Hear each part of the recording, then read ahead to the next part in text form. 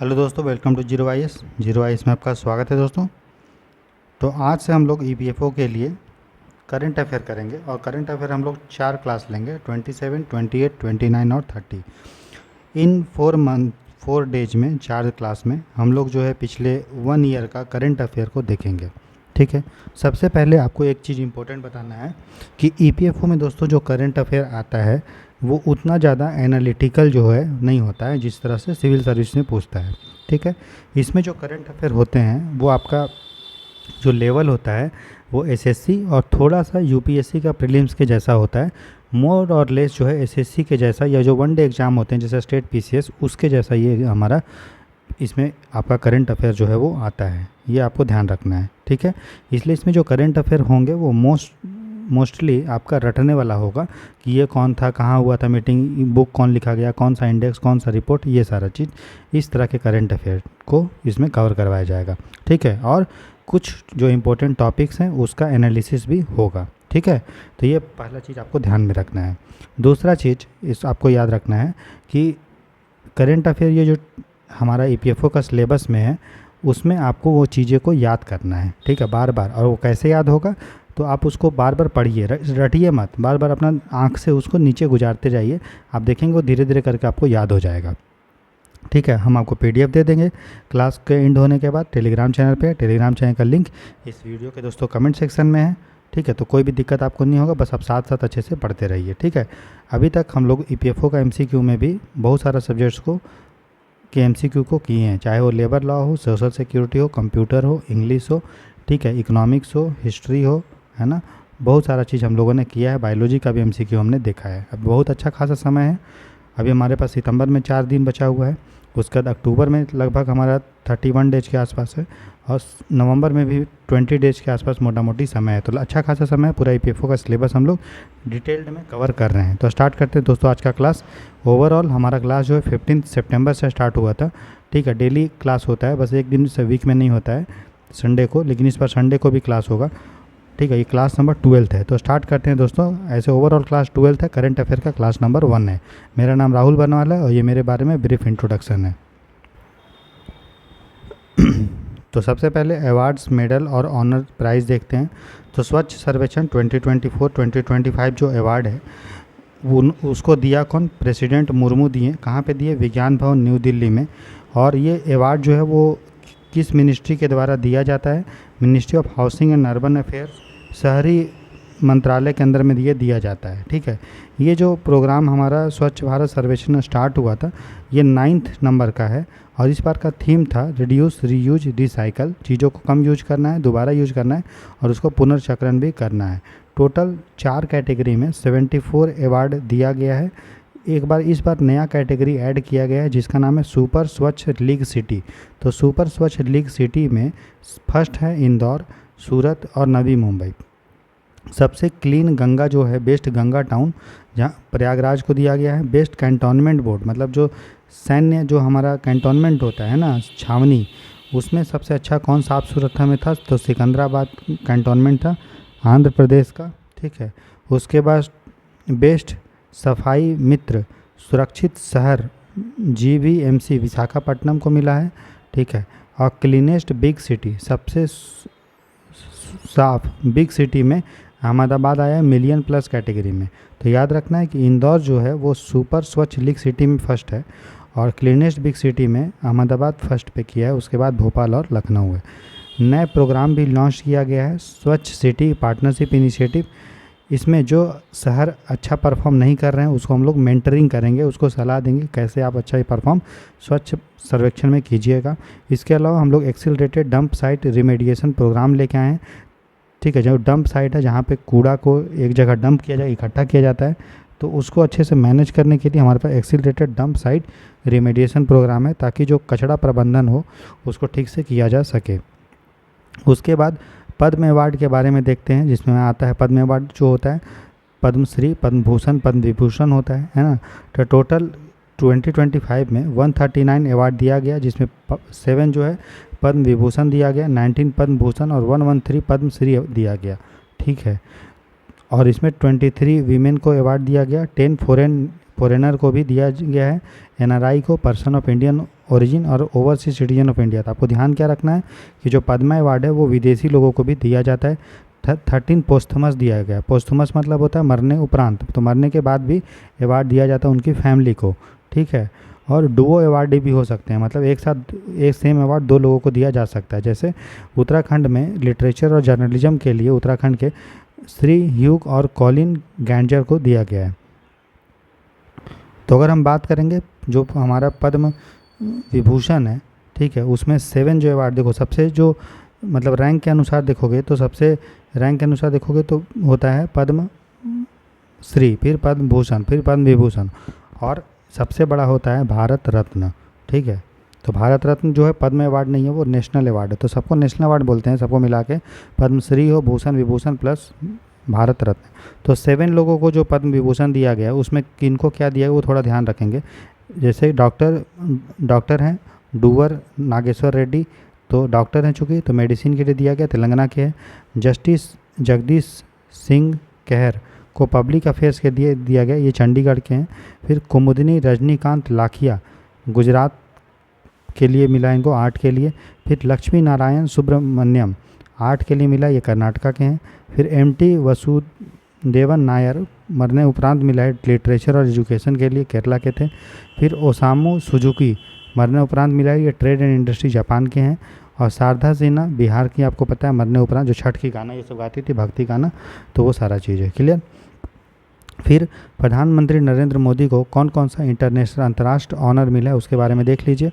तो उनको जो है घाना की तरफ से घाना का राष्ट्रीय पुरस्कार मिला है जिसका नाम है office of the order of the star of Ghana, ठीक है। उसी तरह से the order of the republic of Trinidad and Tobago ने अवार्ड दिया है। उसके बाद order of the most ancient Welwitschia mirabilis, आपको याद रखना चाहिए ये किस देश का है, पूछ सकता है आपको, यह है नामीबिया का है। फिर है grand collar of the national award of the Southern Cross, ये किस देश का है, ये ब्राज़ील का है। फिर key to the city of Buenos Aires, Argentina की राजधानी है ब्यूनस एयर्स, तो ये अर्जेंटीना का दिया है। तो प्रधानमंत्री मोदी को मिला हुआ है। इसके अलावा जो यूनाइटेड नेशन पॉपुलेशन अवार्ड भी उनको 2025 में एक किसी को मिला, उनका नाम है वर्षा देश पांडे, तो ये इंपॉर्टेंट है, याद रखिएगा। ये एक संगठन है उसे एसोसिएटेड, जिसका नाम है दलित महिला विकास मंडल। तो यूनाइटेड नेशन पॉपुलेशन अवार्ड 2025 में वर्षा देश पांडे को दिया गया है।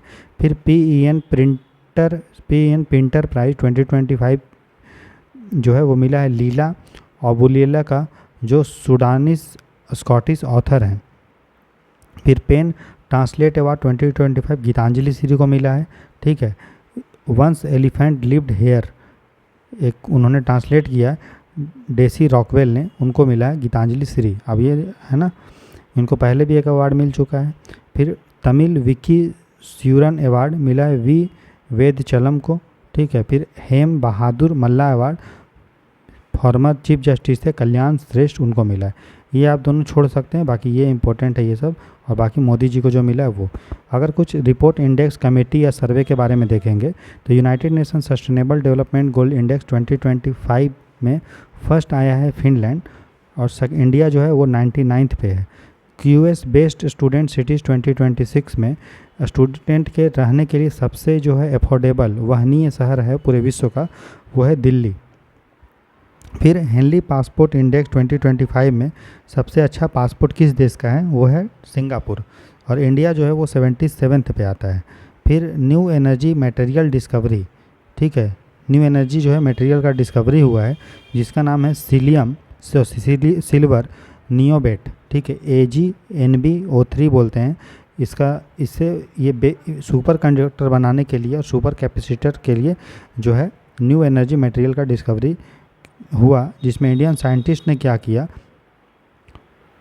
सिल्वर नायोबेट को लैंथेनम डाला, जो हमारा नायोबेट में, ठीक है, लैंथेनम को डाला और एक नया मटेरियल बनाया, और वो बहुत ही अच्छा सुपर कैपेसिटर है, मतलब एनर्जी को स्टोर कर सकता है। गिनी इंडेक्स 2025, गिनी इंडेक्स जो है वर्ल्ड बैंक जारी करता है, इससे जो है इनकम इनइक्वलिटी, आय का असमानता के बारे में पता चलता है, और इंडिया जो है विश्व का 4th मोस्ट इक्वल कंट्री है, ठीक है। 25.5 रैंक इसको मिला हुआ है। फिर UNEP फ्रंटियर रिपोर्ट, ठीक है, उसका टाइटल है the weight of the time, ठीक है। इसने बताया कि कौन कौन सा इन्वायरमेंटल थ्रेट्स, पर्यावरण जो हमारा थ्रेट है, खतरा आने वाला है, उसके बारे में बताया गया है इस रिपोर्ट में।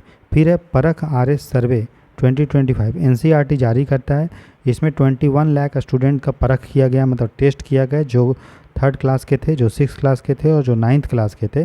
ठीक है। इसमें टॉप में परफॉर्म किया है हरियाणा बोल रहा हूँ, पंजाब, केरला, हिमाचल प्रदेश, और पीछे किए हैं जो है वो है झारखंड, जम्मू कश्मीर और ये सारा चीज़। इसमें मैथ और साइंस में कितना लोग पढ़े को बच्चों को आता है, क्लास 6, 3rd 6 का और 9 का, 3 और 6 और 9 का, उनके बारे में बताया गया है। फिर एक है Irena report, Indian international renewable energy report. ठीक है। उसके अनुसार मोस्ट एफोर्डेबल जो हमारा रिन्यूएबल एनर्जी है वो है ऑनशोर विंड। ऑनशोर विंड मतलब जो हमारा पवन चक्की जो चलता है, ठीक है, ऑनशोर मतलब समुद्र के तट के पास, तो उसको ऑनशोर बोला जाता है। और ऑफशोर मतलब जो हमारा समुद्र में हो। ठीक है। उसके बाद state of the food security and nutrition in the world, SOFI report जारी किया है FAO ने और IFAD ने, यूनिसेफ, वर्ल्ड फूड प्रोग्राम और WHO ने। उसके अनुसार इंडिया की जितनी भी पॉपुलेशन है वो 12% जो है वो कुपोषित है, अंडर नरिश्ड है। 42% को अच्छा स्वास्थ्य नहीं मिलता है और डाइट नहीं मिलता, मतलब अच्छा स्वस्थ खाना उनको नहीं मिलता, हेल्दी खाना। लगभग 50% वीमेन जो है अनीमिया की शिकार हैं। और इन्होंने डबल बर्डन का, दोहरा जो है बोझ का बात किया है। दोहरा बोझ मतलब भारत में बहुत सारे लोग ओबेसिटी, मोटापा भी है और बहुत सारे लोग कुपोषित भी हैं, तो भारत को डबल बर्डन है। ठीक है। उसके बाद इंडिया और UK ने एक हमारा मुक्त व्यापार समझौता साइन किया है जिसका नाम है CETA। ठीक है, कम्प्रिहेंसिव इकोनॉमिक ट्रेड एग्रीमेंट। ठीक है। तो ये थोड़ा याद रखेंगे किन देश के बीच में है, इंडिया UK में। ठीक है। ये इसमें क्या है कि इंडिया से जो प्रोडक्ट जा रहा है उसमें से 99% प्रोडक्ट पे ड्यूटी नहीं लगेगा, इस तरह से है। उसके बाद कुछ गवर्नमेंट स्कीम या पोर्टल या ऐप्स या इनिशिएटिव के बारे में अगर देखें तो नेशनल स्पोर्ट्स पॉलिसी 2025 पाया, राष्ट्र खेल नीति। इससे पुराना जो हमारा पॉलिसी था 2001 का था, मतलब समझो 24 ईयर्स बाद एक नया पॉलिसी आया है। इस पॉलिसी के तहत जो हमारा मेन फोकस है कि 2036 में जो ओलंपिक्स होगा, और इस ओलंपिक्स को हम लोग इंडिया जो है होस्ट करने का बात बोल रहा है, तो उसमें भारत अधिक से अधिक मेडल जीते, तो उसके बारे में है जी। इसमें हम लोग 5 पिलर पे फोकस कर रहे हैं कि हम लोग एक्सीलेंस बढ़ाएंगे, उत्कृष्टता बढ़ाएंगे, हम लोग इकोनॉमिक डेवलपमेंट के लिए स्पोर्ट्स का कैसे हम लोग डेवलप करें ताकि उससे इकोनॉमिक डेवलपमेंट भी हो। अगर मान लिया हमारा स्पोर्ट्स कल्चर इंडिया में अच्छा होगा तो बाहर से लोग यहाँ आएंगे ट्रेनिंग व्रेनिंग के लिए, तो हमारा इकोनॉमिक डेवलपमेंट होगा। ठीक है। उसी तरह से स्पोर्ट्स का कैसे हम सोशल डेवलपमेंट में प्रयोग करें, स्पोर्ट्स को किस तरह से जन आंदोलन बना दें और इसको किस तरह से एजुकेशन में इंटीग्रेट करें, जिस तरह से न्यू एजुकेशन पॉलिसी हम लोगों ने किया। तो ये 5 पिलर पे हमारा नेशनल स्पोर्ट्स पॉलिसी 2025 है। ठीक है, क्लियर। अब है तलाश इनिशिएटिव। तलाश इनिशिएटिव पता चल रहा है, तलाश कर रहे हैं किसको, तो तलाश का फुल फॉर्म है tribal aptitude life skills and self esteem hub. ठीक है। तो ये आपका NESTS, ठीक है, और यूनिसेफ इंडिया ने मिल के बनाया है। मकसद यही है, ये ट्राइबल लोगों के लिए है। तो जो ट्राइबल लोगों का स्कूल्स होता है जिसको हम लोग एकलव्य मॉडल रेसिडेंशियल स्कूल्स बोलते हैं, वहाँ पे जो बच्चे पढ़ रहे हैं वहाँ पर उनका संपूर्ण विकास हो, ऑल राउंड डेवलपमेंट हो, वो तलाश इनिशिएटिव का मकसद है। और ये भारत में पहला ऐसा इनिशिएटिव है जो ट्राइबल आदिवासी समूह के बच्चों के लिए है। उसके बाद RDI स्कीम है। RDI का फुल फॉर्म है research development and innovation scheme. इसमें हम लोग 1 लाख करोड़ रुपया कॉर्पस दे रहे हैं इस स्कीम में। इस स्कीम का जो फंड का पैसा है इसमें कितना है, 1 लाख करोड़ रुपया। मकसद क्या है, इसमें जो प्राइवेट सेक्टर हैं वो रिसर्च एंड डेवलपमेंट को करे, इसके लिए हम लोग प्राइवेट सेक्टर को पैसा का ज़रूरत पड़ेगा, तो हम लोग लॉन्ग टर्म मतलब लंबे समय के लिए उसको लो इंटरेस्ट मतलब कम ब्याज दर पे प्राइवेट सेक्टर को फाइनेंस करेंगे। और इस RDI स्कीम को जो मार्गदर्शन किया जा रहा है वो अनुसंधान नेशनल रिसर्च फाउंडेशन, नया संस्था हम लोगों ने बनाया है हाल ही में, 1-2 साल हुआ होगा। ANRF उसका नाम है, अनुसंधान नेशनल रिसर्च फाउंडेशन। उस फाउंडेशन को चेयर करते हैं प्रधानमंत्री नरेंद्र मोदी, मतलब प्रधानमंत्री करते हैं। और वही जो है संस्था आपको इस स्कीम को गाइड कर रही है। फिर है सचेत क्या है, सचेत मतलब क्या होता है, अलर्ट करना। तो ये एक तरह का इंटीग्रेटेड अलर्ट सिस्टम है, एकीकृत जो है अलर्ट सिस्टम है। इसको डेवलप किया है C.DOT ने। C.DOT जो है मिनिस्ट्री ऑफ टेली कम्युनिकेशन के अंदर में काम करने वाला एक रिसर्च एंड डेवलपमेंट संस्थान है। ठीक है। C.DOT का फुल फॉर्म है centre for development of telematics. ठीक है। इसमें CAP जो है कॉमन अलर्टिंग प्रोटोकॉल दिया जाएगा, और प्रोटोकॉल अलर्ट करेगा मतलब कोई सॉफ्टवेयर का या किसी चीज़ का के बारे में कुछ खतरा है तो उसके बारे में। ये आपका तो जितने भी हमारे इंडिया में स्टेट्स और यूनियन टेरिटरी 28 स्टेट है और 8 यूनियन टेरिटरी हैं, सबको इसमें कवर किया गया है। और SMS के द्वारा या फिर मोबाइल टावर के द्वारा, TV के द्वारा, रेडियो के द्वारा, ऐप के द्वारा, सोशल मीडिया के द्वारा अलग अलग भाषाओं में अलर्ट दिया जाएगा, वो है सचेत। उसके बाद है स्प्री योजना। स्प्री योजना जो है उसका फुल फॉर्म है scheme for promotion of registration of employers and employ. तो एक स्कीम है जिसमें रजिस्ट्रेशन करा रहे हैं किसका, एम्प्लॉयर और एम्प्लॉय का, ठीक है। तो ये जो स्कीम है वो ESIC का है। ESIC आपको बारे में ऑलरेडी हमने पहले बताया है कि ESIC क्या करती है, इंश्योरेंस देती है, मेडिकल इंश्योरेंस या मरने पे इंश्योरेंस या कोई बीमार हो गया तो उस तरह से। तो ये जो लोग कवर इसमें नहीं थे पहले ESIC स्कीम में, ESIC स्कीम में कौन लोग कवर हो सकते हैं, जिनका भी सैलरी जो है 21,000 तक है, या फिर अगर वो PWD है, पर्सन विद डिसेबिलिटी है, अगर वो 25,000 पर मंथ तक कमा रहा है और ऐसे इस्टेब्लिशमेंट में फैक्ट्री में काम कर रहा है जहाँ पे 10 वर्कर या 10 से अधिक वर्कर हों, तो वहाँ पे ESIC स्कीम लगता है, ठीक है। लेकिन बहुत सारे अगर मान लीजिए नहीं कवर किए होंगे और ये एलिजिबिलिटी उनका है, तो उनको प्रमोट करने के लिए स्प्री स्कीम है जिसमें जो अनरजिस्टर्ड एम्प्लॉयर और एम्प्लॉई है, चाहे वो कॉन्ट्रेक्चुअल हो, निविदा पे हो या टेम्पररी स्थायी हो, उसको कवर करना है, ठीक है। और ये स्कीम जो है वो 6 महीना चलेगा, जुलाई से दिसंबर, जुलाई अगस्त सितंबर अक्टूबर नवंबर दिसंबर 2025 तक चलेगा। और जब ESIC का मीटिंग हुआ था शिमला में तो यहाँ पे उसको इस स्कीम को अप्रूव किया गया था, ठीक है। उसके बाद #100 देसी डीप टेक इनिशिएटिव, ठीक है। तो इसमें इसको लॉन्च किसने किया, startup policy forum, startup India, MeitY organisation, ठीक है, मतलब मिनिस्ट्री, स्टार्टअप हब और IIT मद्रास ने किया है। इसमें आपको नाम से पता चला ऐसे स्टार्टअप को हम लोग बूस्ट कर रहे हैं जो देसी टेक्नोलॉजी, भारत का जो प्रॉब्लम्स है उसको सॉल्व करने के लिए काम करेगा, इसमें काम कर रहा है। तो ऐसे 100 डीप टेक स्टार्टअप को हम लोग आइडेंटिफाई करेंगे और उनको सपोर्ट करेंगे। तो ये हमारा प्रोग्राम है। फिर है कला सेतु। तो कला सेतु क्या है, आपको नाम से पता चला कला है, ठीक है, और काला सेतु, ठीक है। तो ये रियल टाइम लैंग्वेज टेक्नोलॉजी है भारत के लिए, ये ministry of information and broadcasting ने किया है, ठीक है।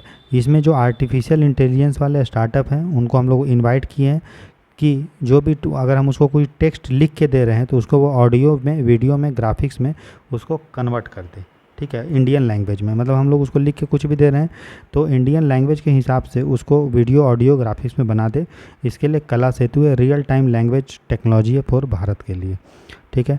फिर PME ड्राइव प्रोग्राम है, मिनिस्ट्री ऑफ हेवी इंडस्ट्री ने इसको लॉन्च किया है, ठीक है। इसमें हम लोग क्या करेंगे, इलेक्ट्रिक ट्रक्स को बूस्ट करने का बात किया गया है। इसे हो गया इलेक्ट्रॉनिक या इलेक्ट्रिक, ठीक है। तो उसके लिए इलेक्ट्रिक ट्रक लोग चलाएं, उसके लिए सरकार इंसेंटिव दे रही है, प्रोत्साहन दे रही है, ठीक है, लोग खरीदे। तो भारी इलेक्ट्रिक गाड़ी जो होती है, ट्रक बहुत भारी होती है, इसलिए मिनिस्ट्री ऑफ भारी उद्योग में, हेवी इंडस्ट्री में ये है, इसने लॉन्च किया है। फिर है वेदर डेरिवेटिव मार्केट। तो भारत का पहला वेदर डेरिवेटिव है, ठीक है। आपको पता है कि वेदर के कारण हमारे एग्रीकल्चर को या फिर बिजनेस को लॉस होता है, ठीक है। तो एक ऐसा मार्केट है जहाँ पे वेदर के कारण कुछ भी लॉस होगा तो उसको दूर किया जाएगा, ठीक है। तो ये ऑनलाइन है, मतलब जिस तरह शेयर मार्केट ये सब होता है, तो वेदर डेरिवेटिव मार्केट है, इसको लॉन्च किया NCDEX ने और IMD, इंडियन मेट्रोलॉजिकल डिपार्टमेंट ने, दोनों ने मिलकर किया है वेदर डेरिवेटिव मार्केट। मकसद वही है कि बिजनेस को वेदर के कारण जो लॉस होता है तो अगर वो इस मार्केट में डेरिवेटिव से सब बिकेगा तो उनको कहीं ना कहीं उसका नुकसान कम होगा। नेक्स्ट है प्रधानमंत्री जन धन कृषि योजना, PMDKY। इसको 2025 में लॉन्च किया गया है। 6 ईयर के लिए बजट इतना है 24,000 करोड़। इसमें हम लोग जो सबसे कम एग्रीकल्चर में अच्छा नहीं कर रहे हैं ऐसे 100 डिस्ट्रिक्ट को आइडेंटिफाई करेंगे और वहाँ पे एग्रीकल्चर का प्रोडक्टिविटी बढ़ाना, क्रॉप का डाइवर्सिफिकेशन, विविधकरण कराना, सिंचाई पे फोकस करना, उनके स्टोरेज पे, भंडारण पे, क्रेडिट मतलब लोन पे फोकस करना है। और मकसद है 1.7 करोड़ फार्मर को टैकल करने का। इसमें 11 मिनिस्ट्री के जो 36 स्कीम्स हैं अलग अलग मिनिस्ट्री के, उसको इसमें मिला दिया जाएगा और इसको इम्प्लीमेंट किया जा रहा है डिस्ट्रिक्ट लेवल पे, स्टेट लेवल पे और नेशनल लेवल कमेटी भी होगी। 2025-6 बजट में इसको अनाउंस किया गया, तो याद रखिएगा ये सारा चीज़। नेक्स्ट है वीर परिवार सहायता योजना 2025 के लिए। इसमें को लॉन्च किया नालसा ने, नेशनल लीगल सर्विस अथॉरिटी। इसमें मकसद वही है कि जो आर्म फोर्सेस हैं, वीर मतलब जो आर्म फोर्सेस हैं, सशस्त्र बल हैं, और जो पैरामिलिट्री पर्सनल और फैमिली को फ्री में कानूनी सहायता देना। ठीक है। और हम लोग जो है केंद्र सैनिक बोर्ड जो है वहाँ पे लीगल क्लिनिक्स भी बनाए। जिस तरह क्लिनिक में दवा मिलता है तो लीगल क्लिनिक्स में कानूनी सहायता मिलेगा, तो वो चीज़ है। फिर अगर हम इकोनॉमी और बैंकिंग के कुछ करंट अफेयर को देखें तो एक है फाइनेंशियल फ्रॉड रिस्क इंडिकेटर। तो आपको पता चल रहा है वित्तीय धोखाधड़ी जोखिम इंडिकेटर है, संकेतक है कि अगर धोखाधड़ी होने वाला है तो संकेत मिलने का टाइप का है। इसको आरबीआई ने सभी बैंकों को ये मैंडेटरी कर दिया है। ठीक है। और इसको डीओटी, ठीक है, ने इसको डेवलप किया है। डिपार्टमेंट ऑफ टेली कम्युनिकेशन ने लिया है। इसमें क्या करते हैं, जैसे कि मान लीजिए कोई अकाउंट नंबर है, ठीक है, और उस अकाउंट नंबर से कोई मोबाइल नंबर लिंक है, तो उस मोबाइल नंबर में, उस अकाउंट में फ्रॉड अगर हुआ है तो उस मोबाइल नंबर को क्लासीफाई किया जाएगा कि फ्रॉड हुआ है और किस तरह का फ्रॉड है, मीडियम है कि हाई है या वेरी हाई है। ठीक है। और इसको डिजिटल इंटेलिजेंस यूनिट से लिंक कर दिया गया है जो उसका मोबाइल नंबर को शेयर कर देगा। ठीक है, ये चीज़ है। उसके बाद अगर हम भारत का अदृश्य व्यापार के बारे में देखेंगे, हम लोग इसको भुगतान संतुलन में पढ़ते हैं, तो बैलेंस ऑफ पेमेंट में, तो इनविजिबल ट्रेड मतलब जो सर्विस है, इनकम है, ट्रांसफ़र पेमेंट है, वो भारत का आपको पता है मर्केंडाइज एक्सपोर्ट से ज़्यादा है। ठीक है। अगर हम भारत में इनविजिबल रिसीट का बारे में बात करेंगे, अदृश्य प्राप्तियों के बारे में, तो वो लगभग हमारे पास लगभग $600 बिलियन है। और मर्केंडाइज एक्सपोर्ट मतलब सामानों का जो एक्सपोर्ट है, उससे जो हम पैसा कमा रहे हैं वो 450, मतलब सर्विस में प्लस रेमिटेंस, ये सबसे हम लोग का ज़्यादा है। वो एक्सपोर्ट मर्केंडाइज मतलब गुड्स का जो वस्तु का एक्सपोर्ट होता है उससे अधिक है। ठीक है, ये थोड़ा थोड़ा आपको याद रखना है। भारत में जो आईटी का एक्सपोर्ट है वो है लगभग कितना, $180 बिलियन, और रेमिटेंस मतलब उत्प्रेषण जो आता है 140 बिलियन है। मछलीपट्टनम जो है ग्रीन फील्ड हमारा पोर्ट बना। ग्रीन फील्ड पोर्ट ऐसा पोर्ट होता है जो पूरी तरह से नया डेवलप हुआ है, जो वहाँ पे कुछ नहीं था, मतलब पोर्ट नहीं था। ठीक है। और प्राचीन पोर्ट था पहले, एंशिएंट पोर्ट सिटी था मसूला, इसी से नाम पड़ा मसूलीपट्टनम, उसको रिवाइव किया गया। ठीक है, तो याद रखना है मछलीपट्टनम पोर्ट कहाँ पे, आंध्र प्रदेश में, और ये ग्रीन फील्ड पोर्ट है। ठीक है। और पुराना इसका नाम क्या था, मसूला। फिर अगर शिनकैनसन E10 बिल्ट बुलेट ट्रेन के बारे में देखेंगे तो इंडिया जो है पहला देश होगा जापान के बाहर जिसको जापान जो है E10 ट्रेन दे रहा है। तो E10 ट्रेन जो है वो बुलेट ट्रेन है जिसका नाम है शिनकैनसन E10 बुलेट ट्रेन। और ये जो ट्रेन है वो मुंबई से अहमदाबाद जाएगा, और इसको डेवलपमेंट का एक अर्ली 2030 में इसको डेवलप किया जा सकता है। फिर पेट्रोल में हम लोग जो इथेनॉल को मिला रहे हैं, और 2025 में हम लोग टारगेट था हम लोग का 2030 तक कि हम लोग 20% इथेनॉल को पेट्रोल में मिलाएंगे, लेकिन 2025 में भी हम लोगों ने इसको अचीव कर लिया है। अगर जीएसटी कलेक्शन देखेंगे कि कौन सा स्टेट में सबसे ज़्यादा जीएसटी कलेक्ट हुआ है, तो महाराष्ट्र है, फिर उसके बाद कर्नाटक है, गुजरात है, मतलब वेस्टर्न कंट्री इसमें ज़्यादा है, स्टेट। अदानी ग्रीन एनर्जी के बारे में देखेंगे तो ये भारत की पहली इंडियन कंपनी बन गई है जिसके पास रिन्यूएबल एनर्जी, नवीकरणीय ऊर्जा का जो क्षमता है वो 15 गीगावाट से अधिक है। फिर रिलायंस डिफेंस जो है नागपुर में क्या हो रहा है कि यूएस कोस्टल मैकेनिक्स और रिलायंस डिफेंस का एक जॉइंट वेंचर है। ठीक है, तो ये थोड़ा ध्यान रखना है। रिलायंस जियो के बारे में देखेंगे तो वर्ल्ड का लार्जेस्ट ये फिक्स्ड वायरलेस एसेट प्रोवाइडर है। वायरलेस एक्सेस प्रोवाइडर मतलब mobile internet connectivity, mobile connectivity, मतलब रिचार्ज वाला वो सब। वायरलेस मतलब समझ रहे हो आप, वाईफाई ये सब। पहले टी मोबाइल था, लेकिन अब जो है रिलायंस जियो है, बन गया है पूरे भाई विश्व का फिक्स्ड। ठीक है, फिक्स्ड वायरलेस एक्सेस प्रोवाइडर। फिर कुछ डिफेंस न्यूज़, अगर मिलिट्री एक्सरसाइज देखेंगे तो यार्ड 12652 उदयगिरी, क्या है ये, तो ये एक तरह का फ्रिगेट है। फ्रिगेट क्या होता है, छोटा सा नाव होता है जो लड़ाकू नाव, आप समझिए, स्मॉल फाइटर शिप जो होता है उसको फ्रिगेट बोलते हैं। एक तो बहुत बड़ा फाइटर शिप होता है जिसको हम लोग बोलते हैं एयरक्राफ्ट कैरियर, है ना, बड़ा जैसे INS विक्रांत है। उसके बाद हमारे पास फ्रिगेट होता है, छोटा सा लड़ाकू विमान, ये लड़ाकू जहाज़, और इसके अलावा डिस्ट्रॉयर भी होता है, विध्वंसक। ठीक है, तो यार्ड 12652 क्या है, ये एक तरह का फ्रिगेट है। ठीक है। इसको भारत में प्रोजेक्ट 17A के तहत जो है भारत में 7 फ्रिगेट को डेवलप किया जा रहा है। उसमें से एक फ्रिगेट जो है उदयगिरी भी है, जिसका नाम है यार्ड 12652 उदयगिरी। इसको मझगांव डॉकयार्ड शिप लिमिटेड और GRAC मतलब garden rich ship builders and engineering limited इसको डेवलप कर रहा है। जगुआर फाइटर जेट जो है वो क्रैश किया था। जगुआर फाइटर जेट जो है वो आपका फ्रांस और यूके के द्वारा डेवलप किया गया है, याद रखना है। उसके बाद Astra beyond visual range air to air missile, AAM मतलब एयर टू एयर मिसाइल है अस्त्र, और बियॉन्ड विजुअल रेंज मतलब आपको दिख नहीं रहा है उतना दूर तक वो मार देगा, ठीक है। मतलब 100+ किलोमीटर का इसका रेंज है।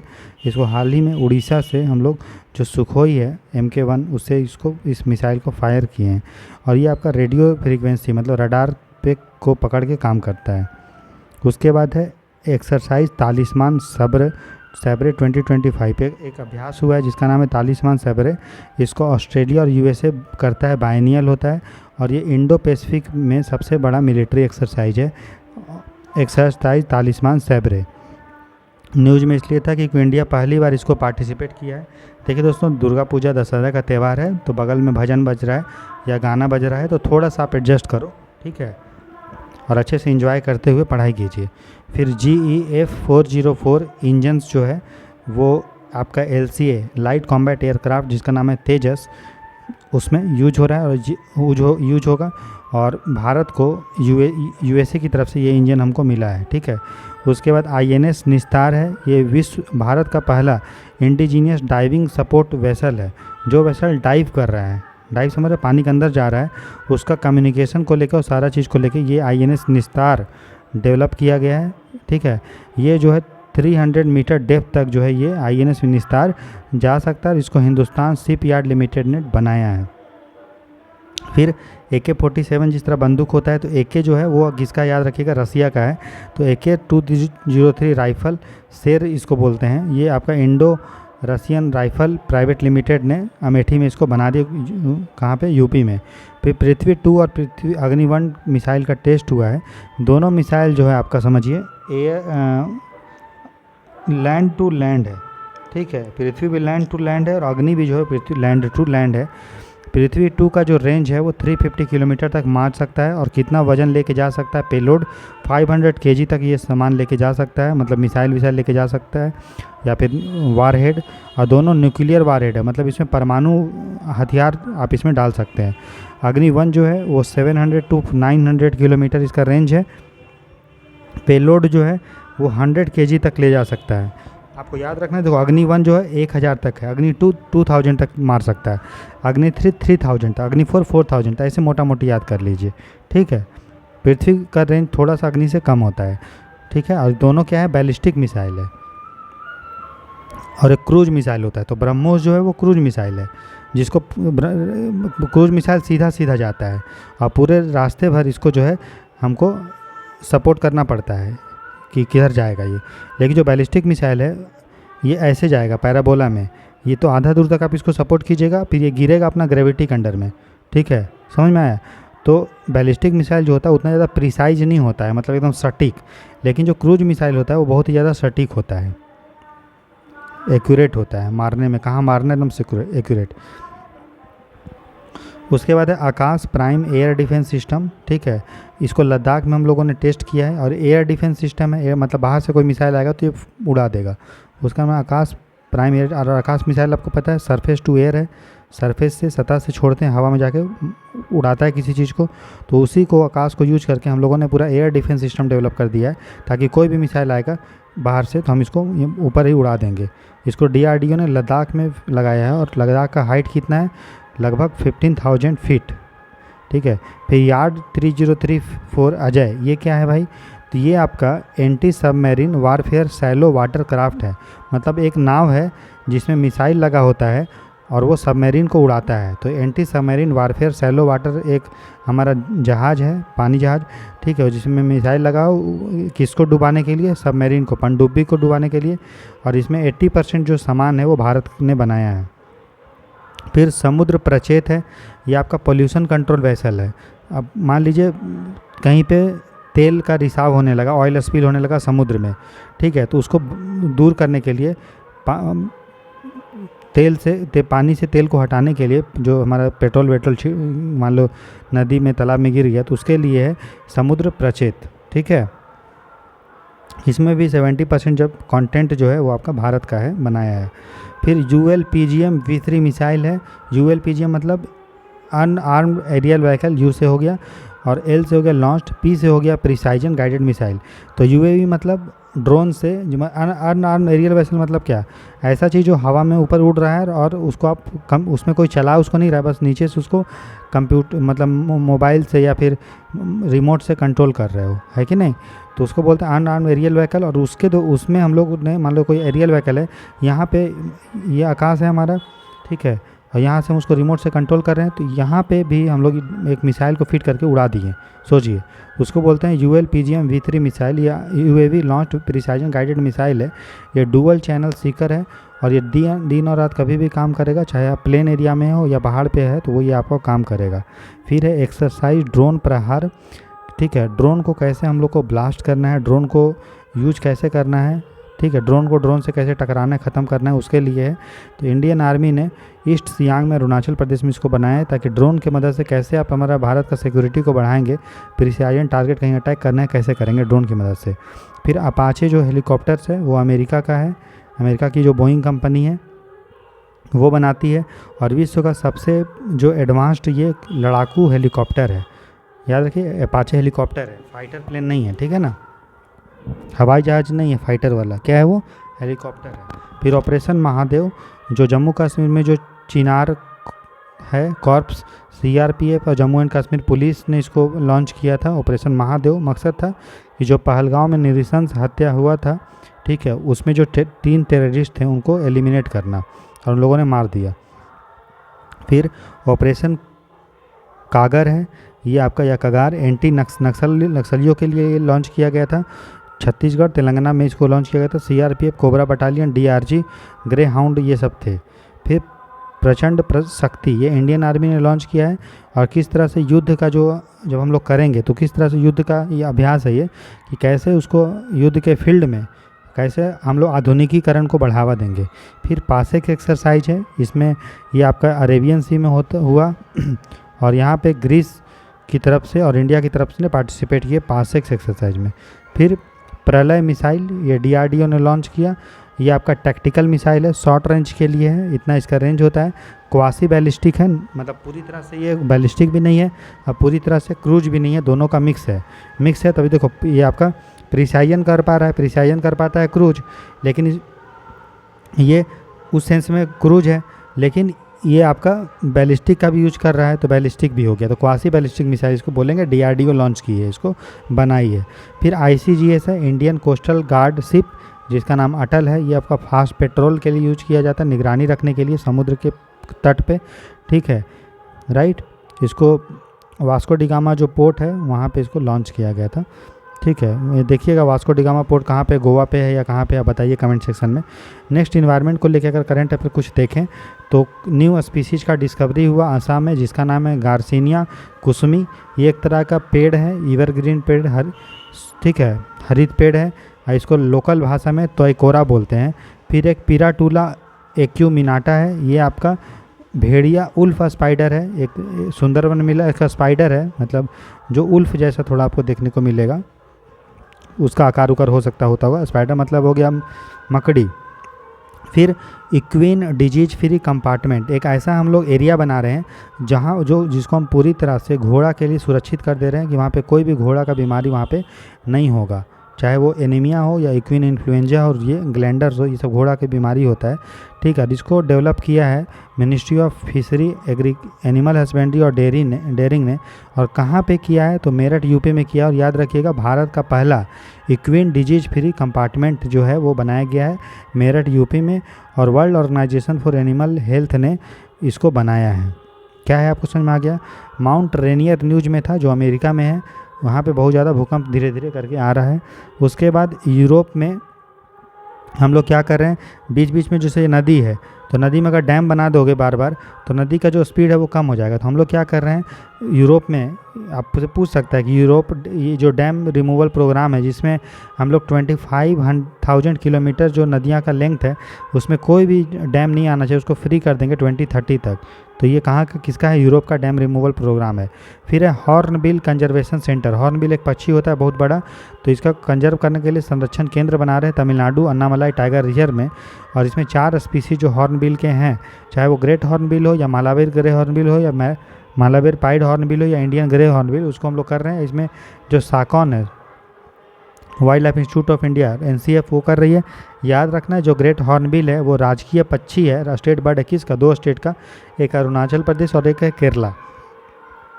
फिर केरला में रबड़ का जो प्लांटेशन होता है वो बहुत ही ज़्यादा डैमेज हो गया, रबड़ का खेती, ठीक है, प्लांटेशन। क्यों? क्योंकि कुछ कीड़ा वीड़ा उसको नुकसान कर रहा है। एक तो है अम्ब्रोसिया बीटल, ठीक है, और एक है फुसेरियम फंगाई, कवक, ठीक है, फफूंद।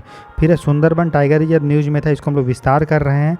भारत का सबसे बड़ा जो टाइगर रिजर्व है उसका नाम है नागार्जुन श्री सैलम, जो आंध्र प्रदेश तमिलनाडु के में है, बॉर्डर में, आंध्र प्रदेश और यहाँ पे मतलब तेलंगाना के बॉर्डर पे, ठीक है।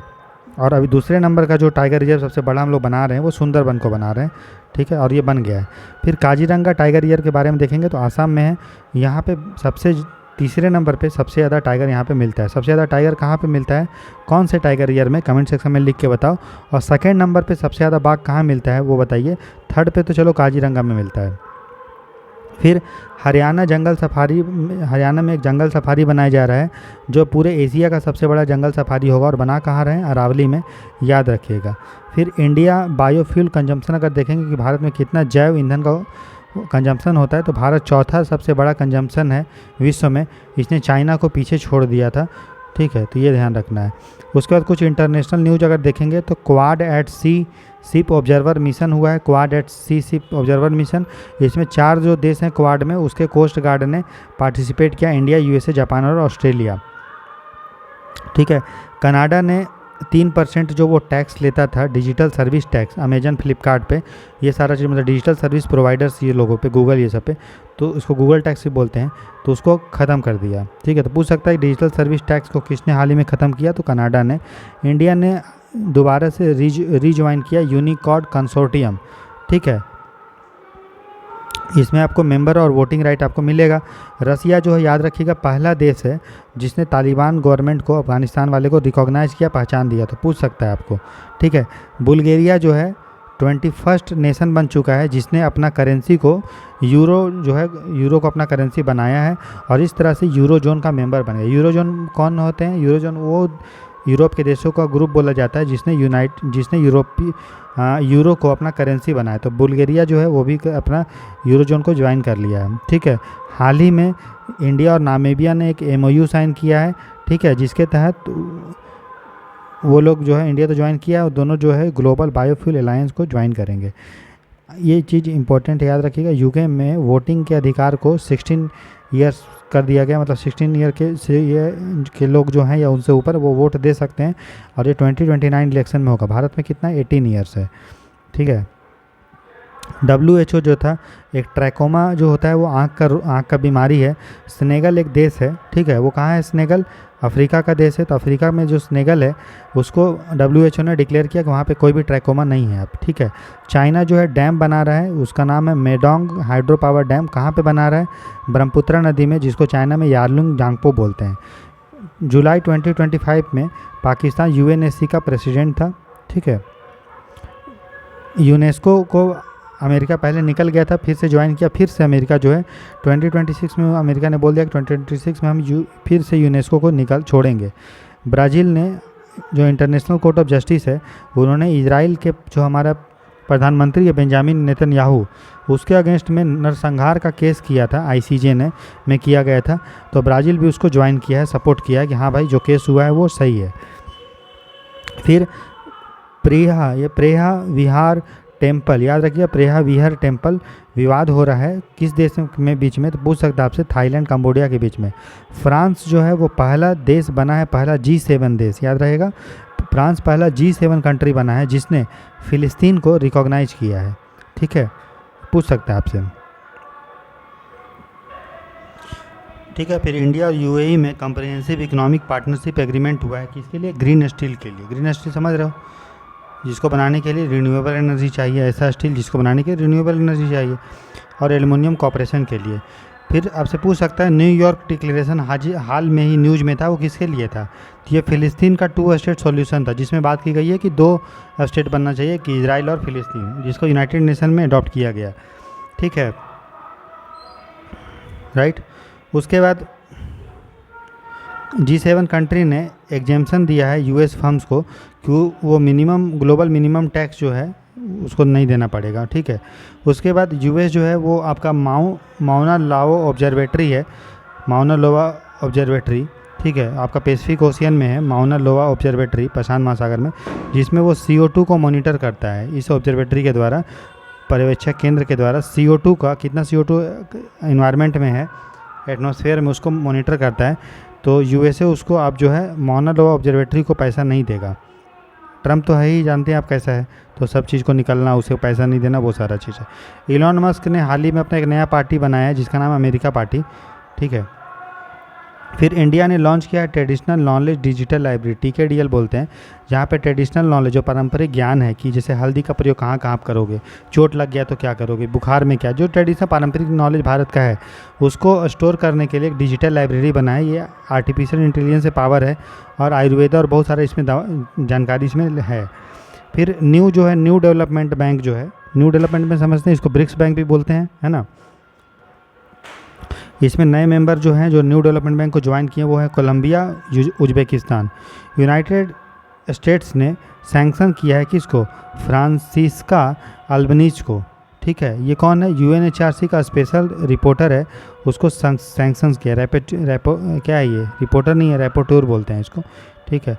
फिर यूनेस्को का हाल ही में वर्ल्ड हेरिटेज साइट के बारे में अगर देखेंगे तो कुछ को हम लोग हटा दिए हैं, जैसे अस्तिनाना एक जगह है मेडागास्कर में, उसको वर्ल्ड हेरिटेज साइट से हटा दिया गया है। अबू मेना इजिप्ट में है, उसको हटा दिया गया। ओल्ड टाउन ऑफ घाड़ामेस लीबिया का, उसको हटा दिया गया। किसको जोड़ा गया है? तो तुअल स्लेंग जेनोसाइड म्यूजियम, M13 प्रिज्म और चिउंग ईके किलिंग, ये फील्ड, ये कंबोडिया का है, वो सबको जोड़ दिया गया यूनेस्को वर्ल्ड हेरिटेज साइट में। फ्रांस और न्यू कैलिडोनिया के बीच में एक एग्रीमेंट हुआ है जिसका नाम है state of new Caledonia inside France. मतलब फ्रांस में इसकी एग्रीमेंट के तहत फ्रांस में एक नया स्टेट बनेगा कैलिडोनिया का, वो वाला चीज़ है। ठीक है। फिर उसके बाद यूक्रेन का न्यू PM है, कौन है? यूलिया डेनको, ये नाम देख लीजिएगा, यूलिया डेनको है। और यूक्रेन का प्रेसिडेंट कौन है? जेलेंस्की है। ठीक है। टर्की जो है डेवलप कर रहा है गजब और हाइलेट बॉम्ब डेवलप किया है, ये नॉन न्यूक्लियर है, मतलब गैर परमाणु है। ऑस्ट्रेलिया ने यूट्यूब को बैन कर दिया है कि अंडर 16, ऑस्ट्रेलिया में क्या है, जो अंडर 16 जो 16 साल से छोटे बच्चे हैं उनके लिए यूट्यूब को बैन कर दिया गया। तो कौन सा देश किया है? ऑस्ट्रेलिया ने किया है। कामचटका जो प्लेटू है रसिया में, वहाँ पे 8.8 मैग्नीट्यूड का अर्थक्वेक आया है और सुनामी भी आ रहा है, क्योंकि वो सी कोस्ट के पास है। वर्ल्ड का मोस्ट वैल्यूएबल कंपनी, विश्व की सबसे मूल्यवान कंपनी बनी है NVIDIA। ठीक है। और HCL सॉफ्टवेयर ने लॉन्च किया है डोमिनो 14.5। ये उतना इंपॉर्टेंट नहीं है बस, हाँ, लेकिन चूँकि ये गवर्नमेंट डेटा को सुरक्षित करने के लिए है, इसीलिए आप पूछ सकता है डोमिनो क्या था। डोमिनो जो है एक सॉफ्टवेयर लॉन्च किया गया है HCL के द्वारा। ठीक है, तो वो चीज़ है, AI प्लेटफॉर्म है। साइंस एंड टेक्नोलॉजी से न्यूज अगर देखें तो फिनोम इंडिया जो है नेशनल बायो बैंक लॉन्च किया गया है, जिसमें हेल्थ के डेटाबेस को स्टोर किया जाएगा। CSI और IGI भी दिल्ली ने इसको लॉन्च किया गया है। फिनोम इंडिया नेशनल बायो बैंक कहाँ पे है? वो है CSI IGI भी दिल्ली में है। ठीक है। फिर हिमालय चंद्र टेलीस्कोप है, ये एक टेलीस्कोप है जो उसको लद्दाख में लगाया गया है। ये जो कॉमेट है, कॉमेट समझ सकते हो, पुच्छल तारा बोलते हैं इसको, या धूमकेतु, C2025 N1, तो इसको जो है वो इमेज कैप्चर किया था। आपसे पूछा था C2025 N1 क्या है, तो ये कॉमेट है जिसको हिमालयन चंद्रा टेलीस्कोप लद्दाख में जो है वो उसका इमेज को कैप्चर किया। फिर शुभांशु शुक्ला बहुत न्यूज में थे, इंडिया के एस्ट्रोनॉट है, पहले वे इंडियन थे जिन्होंने इंडियन जो इंटरनेशनल स्पेस स्टेशन है ना, लोअर अर्थ ऑर्बिट में है।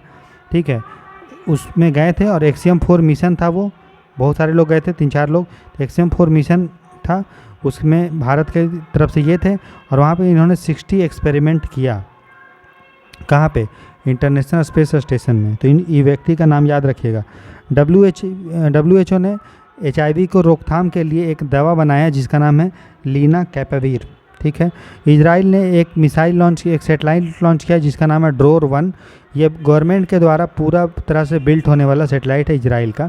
फिर एक ब्लैक होल था न्यूज़ में, जो दो ब्लैक होल मिल गया और बड़ा बनाया जिसका नाम है GW, ठीक है, 231123। ठीक है, फिर नासा का एक ट्रेसर मिशन है। तो आपसे पूछ सकता है ट्रेसर मिशन क्या है, किसके लिए? तो नासा का है।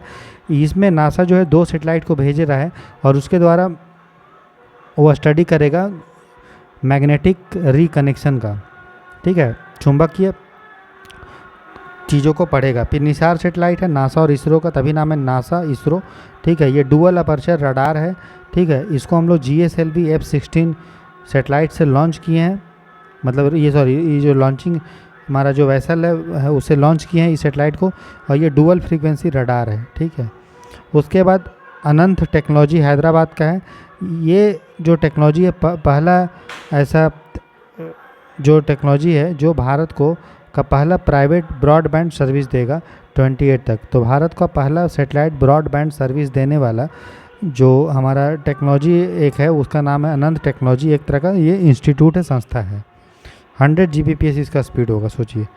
अब स्पोर्ट्स से रिलेटेड कुछ न्यूज़ देखते हैं। चेस के बारे में अगर देख लेते हैं तो दिव्या देशमुख नागपुर की है, पहली इंडियन वीमेन है जिन्होंने FIDE वीमेंस वर्ल्ड कप जीता, जो हुआ था जॉर्जिया बातूमी में, और इनका एज मात्र 19 ईयर था। गुकेश डोमाराजू, ठीक है, इन्होंने ग्रैंड चेस टूर जो क्रोएशिया में हुआ था, उन्होंने वहाँ पे रैपिड टाइटल जीता।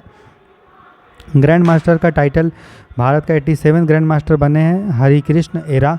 ठीक है, फिर सचिन तेंदुलकर का सबसे ज़्यादा टेस्ट में रन है टेस्ट क्रिकेट में। दूसरे नंबर पे हैं जॉय रूट और उनसे मात्र अभी 600 पीछे हो सकता है, कुछ दिन बाद आगे भी हो जाएंगे, फर्स्ट पे हो जाएंगे जॉय रूट, लेकिन अभी सेकंड पे हैं। फिर टेनिस के बारे में देखेंगे तो जानिक सीनर जो थे उन्होंने विंबलडन जीता था, और इटली की भी ये पहली जो थे ये व्यक्ति थे जिन्होंने विंबलडन जीता सिंगल वाला। ठीक है, याद रखिएगा। फिर ईगा स्वेतेक ये वीमेन की तरफ से मतलब महिला है जिन्होंने विंबलडन जीता, और इन्होंने जो है हराया किसको, एनिसीमोवा को हराया, अमांडा एनिसीमोवा का। अगर फार्मूला 1 रेस का देखेंगे तो लैंडो नॉरिस जो थे वो ब्रिटिश ग्रैंड पिक्स 2025 को जीते, और ऑस्कर पिसाट्री उन्होंने बेल्जियम में जो हुआ था हमारा ग्रैंड पिक्स उसको जीता था 2025 में। बैडमिंटन के बारे में देखेंगे तो BWF चाइना ओपन जो था 2025 में मेंस की तरफ से चाइना का जीते सी युकी ने। ठीक है, और कोरिया की तरफ से विमेन में जीते किसने, सी यंग ने। ठीक है, वर्ल्ड बॉक्सिंग कप में अगर देखें अस्ताना में हुआ था, याद रखिएगा, कजाकिस्तान में। इंडिया ने 11 मेडल जिसमें जीता था, 3 गोल्ड जीते थे जैस्मिन लंबोरिया, साक्षी और नुपुर ने। उसके बाद वर्ल्ड अगर हॉकी में देखेंगे तो दीपा शेरावत जो थी इंडिया की तरफ से वो पॉलीग्राफ मैजिक स्किल अवार्ड को जीती थी। उसका स्नूकर अगर देखेंगे तो IBSF वर्ल्ड 6 रेड 2025 को रिले पॉवेल ने जीता था, जिन्होंने पंकज अडवाणी जो थे, ठीक है, उनको हराया था, और ये हुआ था बहरीन में। उसके बाद अगर आर्चरी में देखें, तीरंदाजी में, ठीक है, तो ये जर्मनी में हुआ था, उसका नाम था फीसू वर्ल्ड यूनिवर्सिटी गेम 2025। ठीक है, ये गेम को जीता था, इंडिया में गोल्ड जीते थे, इंडिया का पहला गोल्ड इन्होंने जीता था, उसका नाम था प्रणीत कौर, और कुशल दलाल दोनों मिल के जीते थे। कुछ डेट अगर देखेंगे, अगर जुलाई के करंट अफेयर से, तो 5 जुलाई को मनाया जाता है इंटरनेशनल डे ऑफ कोऑपरेटिव्स, सहयोगकारिता के लिए अंतर्राष्ट्रीय दिवस मनाया जाता है। इस बार का जो थीम था वो था cooperative driving inclusive and sustainable solution for a better world. जुलाई 15 को मनाया जाता है world youth skill day, theme था youth empowerment through AI and digital skill. 26 जुलाई को मनाया जाता है वर्ल्ड मैनग्रोव डे, और 29 को ग्लोबल टाइगर डे। कुछ पर्सन इन न्यूज़ देखें जो न्यूज़ में था, तो डेथ हुआ था फौजा सिंह का। फौजा सिंह कौन थे, तो वर्ल्ड का ओल्डेस्ट मैराथन रनर थे, सबसे जो 114 ईयर में उनका एज था, और मैराथन इन्होंने दौड़ा था, पंजाब के थे ये। फिर संजोग गुप्ता को अपॉइंट किया गया ICC का CEO के रूप में। सेबी के चेयरमैन बने हैं तुहिन कांत पांडे। सेबी के एग्जीक्यूटिव डायरेक्टर बने हैं सुनील कदम। रेलवे प्रोटेक्शन फोर्स के फर्स्ट महिला डायरेक्टर जनरल जो बने हैं वो सोनाली मिश्रा बनी है। फिर कॉमनवेल्थ यूथ पीस एम्बेसडर बने हैं सुकन्या सोनोवाल, जो IIT गुवाहाटी की स्टूडेंट हैं। ठीक है, डॉक्टर अभिजात सेठ उनको नेशनल मेडिकल कमीशन, राष्ट्र जो मेडिकल बोर्ड या आयोग का उनको चेयरमैन बनाया गया है। पीएम मोदी जो है वो भारत के दूसरे सबसे लंबे समय तक प्रधानमंत्री रहने वाले हैं लगातार। इसके पहले सबसे पहले फर्स्ट में नेहरू हैं और उसके बाद मोदी जी हैं। इनके पहले श्रीमती इंदिरा गांधी सेकंड नंबर पे आती थी। फिर जेनिफर गिरलिंग्स सिमोन्स, ये सूरीनाम की पहली वीमेन प्रेसिडेंट बनी है, राष्ट्रपति बनी है। कुछ प्लेस इन अगर न्यूज़ देखेंगे तो एशिया इंडिया का क्रूज डायलॉग 2025 कहाँ हुआ है? चेन्नई और मामल्लापुरम तमिलनाडु में हुआ है। IUCN का वर्ल्ड कंजर्वेशन कांग्रेस 2025 कहाँ हुआ है? UAE के अबू धाबी में हुआ है। थीम था पावरिंग ट्रांसफॉर्मेटिव कंजर्वेशन, ठीक है। COP33 सेल बनाया गया है, ठीक है। यूनाइटेड नेशन क्लाइमेट समिट 2028 होने वाला है और ये बोला जा रहा है कि इंडिया जो है इसको होस्ट करेगा, तो उसके लिए इंडिया COP33 सेल बनाया गया है, ठीक है। COP15 कॉन्फ्रेंस, COP मतलब कॉन्फ्रेंस ऑफ पार्टीज का मीटिंग हुआ, रामसर कॉन्फ्रेंस ऑफ पार्टीज का मीटिंग हुआ 13 नंबर का 2025 में, और कहाँ हुआ? जिम्बाब्वे के विक्टोरिया फॉल्स में हो, ठीक है। और इसका थीम था protecting wetland for our common future, ठीक है। तो अभी यहाँ पे विक्टोरिया फॉल डिक्लेरेशन भी हुआ, तो उससे पूछ सकता है। हमने देखा सबसे पहले न्यूयॉर्क डिक्लेरेशन मैच करने दे सकता है, तो किसके लिए था? फिलिस्तीन के लिए। फिर विक्टोरिया फॉल्स डिक्लेरेशन किसके लिए है? तो रामसर के लिए, ठीक है। तो यहाँ पे इंडिया ने एक रिजोल्यूशन दिया, एक प्रस्ताव दिया जिसका नाम है sustainable life style for wetland. तो आर्द्रभूमि के लिए संधारणीय आपका जीवन होना चाहिए, जीवन पद्धति, तो उसके लिए COP जो हमारा 16 होगा 2028 में, ठीक है। 3 साल में एक बार आप दिख रहे हैं हो रहा है, एक तो हो रहा है 15 हुआ 25 में, 16 28 में, मतलब लगभग 3 ईयर्स में। तो पनामा में होगा। पनामा कहाँ है? सेंट्रल अमेरिका का एक कंट्री है, पनामा कैनल आपने सुना होगा। उसके बाद WAIC 2025 में वर्ल्ड AI मतलब आर्टिफिशियल इंटेलिजेंस कॉन्फ्रेंस, बहुत इंपॉर्टेंट है, पूछ सकता है कहाँ हुआ था? चाइना संघाई में। ब्रिक्स समिट हुआ था 2025 का, कहाँ पे? ब्राज़ील में। थीम था स्ट्रेंथनिंग ग्लोबल साउथ कोऑपरेशन, मजबूत करना क्या? वैश्विक दक्षिण सहयोग को। दक्षिण सहयोग मतलब जो डेवलपिंग कंट्री और जो अंडर डेवलप्ड कंट्री है उसको साउथ कंट्री बोला जाता है, ठीक है। इसमें न्यू मेंबर जो है ब्रिक्स को ज्वाइन किए हैं, जैसे इंडोनेशिया ने में किया 2025 में, ईरान, UAE, इजिप्ट, इथोपिया ने 24 में किया। यहाँ पे रियो डी जेनेरियो घोषणा पत्र भी इसको अडॉप्ट किया गया। फिर उसके बाद मैन्यूस्क्रिप्ट हेरिटेज मतलब पांडुलिपि जो विरासत है उस पर एक वैश्विक सम्मेलन हुआ, ग्लोबल कॉन्फ्रेंस। कहाँ पे हुआ? तो न्यू दिल्ली के भारत मंडपम में हुआ। थीम था reclaiming India's knowledge legacy, Bharat का जो ज्ञान का जो विरासत है उसको रिक्लेम मतलब वापस से अपनाना, ठीक है। उसके बाद कुछ स्टेट न्यूज़ में थे, उसके बारे में देख लीजिए। भारत का पहला एक्वा टेक पार्क। उसके बाद दोस्तों बिहार, ठीक है, first aqua tech park Assam में बना है, ठीक है। बिहार ने लॉन्च किया है मुख्यमंत्री प्रतिज्ञा स्कीम। इसके तहत क्लास 12 के बाद जो है इंटर्नशिप दिया जाएगा यूथ को, ठीक है। आंध्र प्रदेश में मॉस्क्वीटो को सर्विलेंस करने के लिए, है ना, smart mosquito surveillance system launch किया गया है। इंटरनेट ऑफ थिंग्स और आर्टिफिशियल इंटेलिजेंस इसमें यूज करेगा। गुजरात जो है हमारा स्टॉक इन्वेस्टर्स, मतलब गुजरात में स्टॉक इन्वेस्टर अगर देखें तो 1 करोड़ से अधिक है, तो सबसे ये तीसरे नंबर पे है। इसके पहले महाराष्ट्र और यूपी है, तो गुजरात तीसरा स्टेट बन चुका है जहाँ पे स्टॉक इन्वेस्टर जो है मतलब जो शेयर स्टॉक में इन्वेस्ट करते हैं वो 1 करोड़ से ऊपर है। गुजरात ने ही पहला tribal genome sequencing project launch किया जिसमें ट्राइबल लोगों के जीनोम को सीक्वेंसिंग किया जाएगा, ठीक है। गुजरात ही पहला स्टेट है जहाँ पे क्रूज भारत मिशन, क्रूज बड़ा बड़ा जो जहाज़ आप देखते हैं जिसमें लोग घूमने जाते हैं ना, बहुत बड़ा बड़ा जो है एक एरिया से दूसरे एरिया जाते हैं, तो उसके लिए क्रूज भारत मिशन को लॉन्च करते हुए गुजरात पहला स्टेट बन गया है। कोस्टल एरिया है गुजरात तो करेगा ही, है ना। उत्तराखंड पहला स्टेट बन चुका है जो जहाँ पे जो जियोथर्मल एनर्जी भूतापीय ऊर्जा को नीति लेकर आया है। महाराष्ट्र जो है ने पास किया है स्पेशल पब्लिक सिक्योरिटी बिल, ठीक है, विशेष लोक सुरक्षा नीति या विधेयक किसके लिए है? तो जो अर्बन नक्सलिज्म होते हैं उसको डील करने के लिए। महाराष्ट्र ने गणेश उत्सव को राज्य फेस्टिवल में घोषित किया है। सिक्किम का याकटेन जो गांव है वो भारत का पहला डिजिटल नोमैड विलेज है, ठीक है, याद रखिएगा। नोमैड सिक्किम इनिशिएटिव के तहत ये बना है। पंजाब ने क्या किया है? जो होली स्क्रिप्चर्स हैं, जो पवित्र धर्म ग्रंथ हैं, उसके अगेंस्ट में कोई उसका अपमान करता है, ठीक है, तो उसके लिए बिल लेके आया है जिसमें उम्र कैद तक हो सकता है। आंध्र प्रदेश जो है ग्रीन हाइड्रोजन वैली प्रोजेक्ट लेके आया है, ठीक है। और ये भारत का पहला integrated green hydrogen scaling ecosystem लेकर आया है। झारखंड जो है भारत का पहला स्टेट है जिसने माइनिंग टूरिज्म प्रोजेक्ट, ठीक है, खनन पर्यटन एक प्रोजेक्ट लेकर आया CCL सेंट्रल कोलफील्ड लिमिटेड के कोऑर्डिनेशन करके।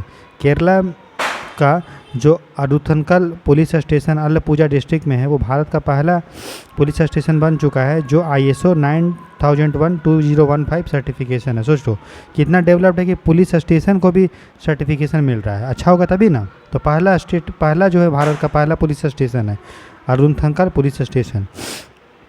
गोवा ने एक लॉन्च किया है 2 रोल ऑफ, मतलब एक तरह का फेरी है जो एक जगह से दूसरी जगह लोगों को लेके जाएगा घूमने के लिए, ठीक है, जोड़ने के लिए, कनेक्टिविटी के लिए। तो गंगोत्री से बीच में, आप गंगोत्री से कंफ्यूज मत कर जाए, गंगोत्री तो भाई गुजरात में है, सॉरी उत्तराखंड में है, तो वहाँ होगा तो गोवा कैसे आ गया। गंगोत्री छोटा सा वहाँ पे एक जगह टाइप का बनाया गया है जो जोड़ेगा कनेक्टिविटी को, ठीक है। गंगोत्री याद रखिएगा, गोवा है। कुछ बुक्स है देख लीजिए, जैसे एक बुक है जिसका नाम है confronting global crisis, essays in memory of Amartya Sen, जिसको एडिट किया है कौशिक बसु ने। The rise of the Asia geopolitical shift and global futures, ये किशोर महूबानी का है। उसके बाद स्वराज 2.0 रीथिंकिंग इंडियाज फ्यूचर, ये है विवेक देवराय का। India in the artificial intelligence revolution, K Vijay Raghavan का है। Water wars India and its neighbour by Brahma Chellaney का है। The future of Indian agriculture Ashok Gulati का है। कुछ मिसलेनियस देख लेते हैं। नासा ने एक एस्टेरॉयड है, ठीक है, उसको नाम दिया है कल्पना चावला के नाम पे, कल्पना 2, ठीक है। फीफा ने एक आर्टिफिशियल इंटेलिजेंस बोला है कि रेफरी सिस्टम और लेके आएंगे AI वाला, ठीक है, वर्ल्ड कप 2026 से। तो वर्ल्ड का लार्जेस्ट जो क्रूज मिसाइल है उसका नाम है आइकॉन ऑफ द सी, याद रखिएगा। फिर इंडिया का जो इस्कॉन टेम्पल है जो हमारा मायापुर वेस्ट बंगाल में है ना, वो विश्व का सबसे बड़ा धार्मिक जो है हमारा समझिए कॉम्प्लेक्स बना है, मतलब एरिया वाइज देखे तो। इंडिया ने होस्ट किया है ग्लोबल स्पोर्ट्स चैम्पियनशिप, याद रखिएगा। वैश्विक स्पोर्ट चैम्पियनशिप कहाँ हुआ है 2025 में, तो वो हुआ है आपका बेंगलोर में। विश्व का सबसे बड़ा वुडन टावर, लकड़ी का टावर कहाँ पे बना है, एसेंट में, USA में ने बनाया है।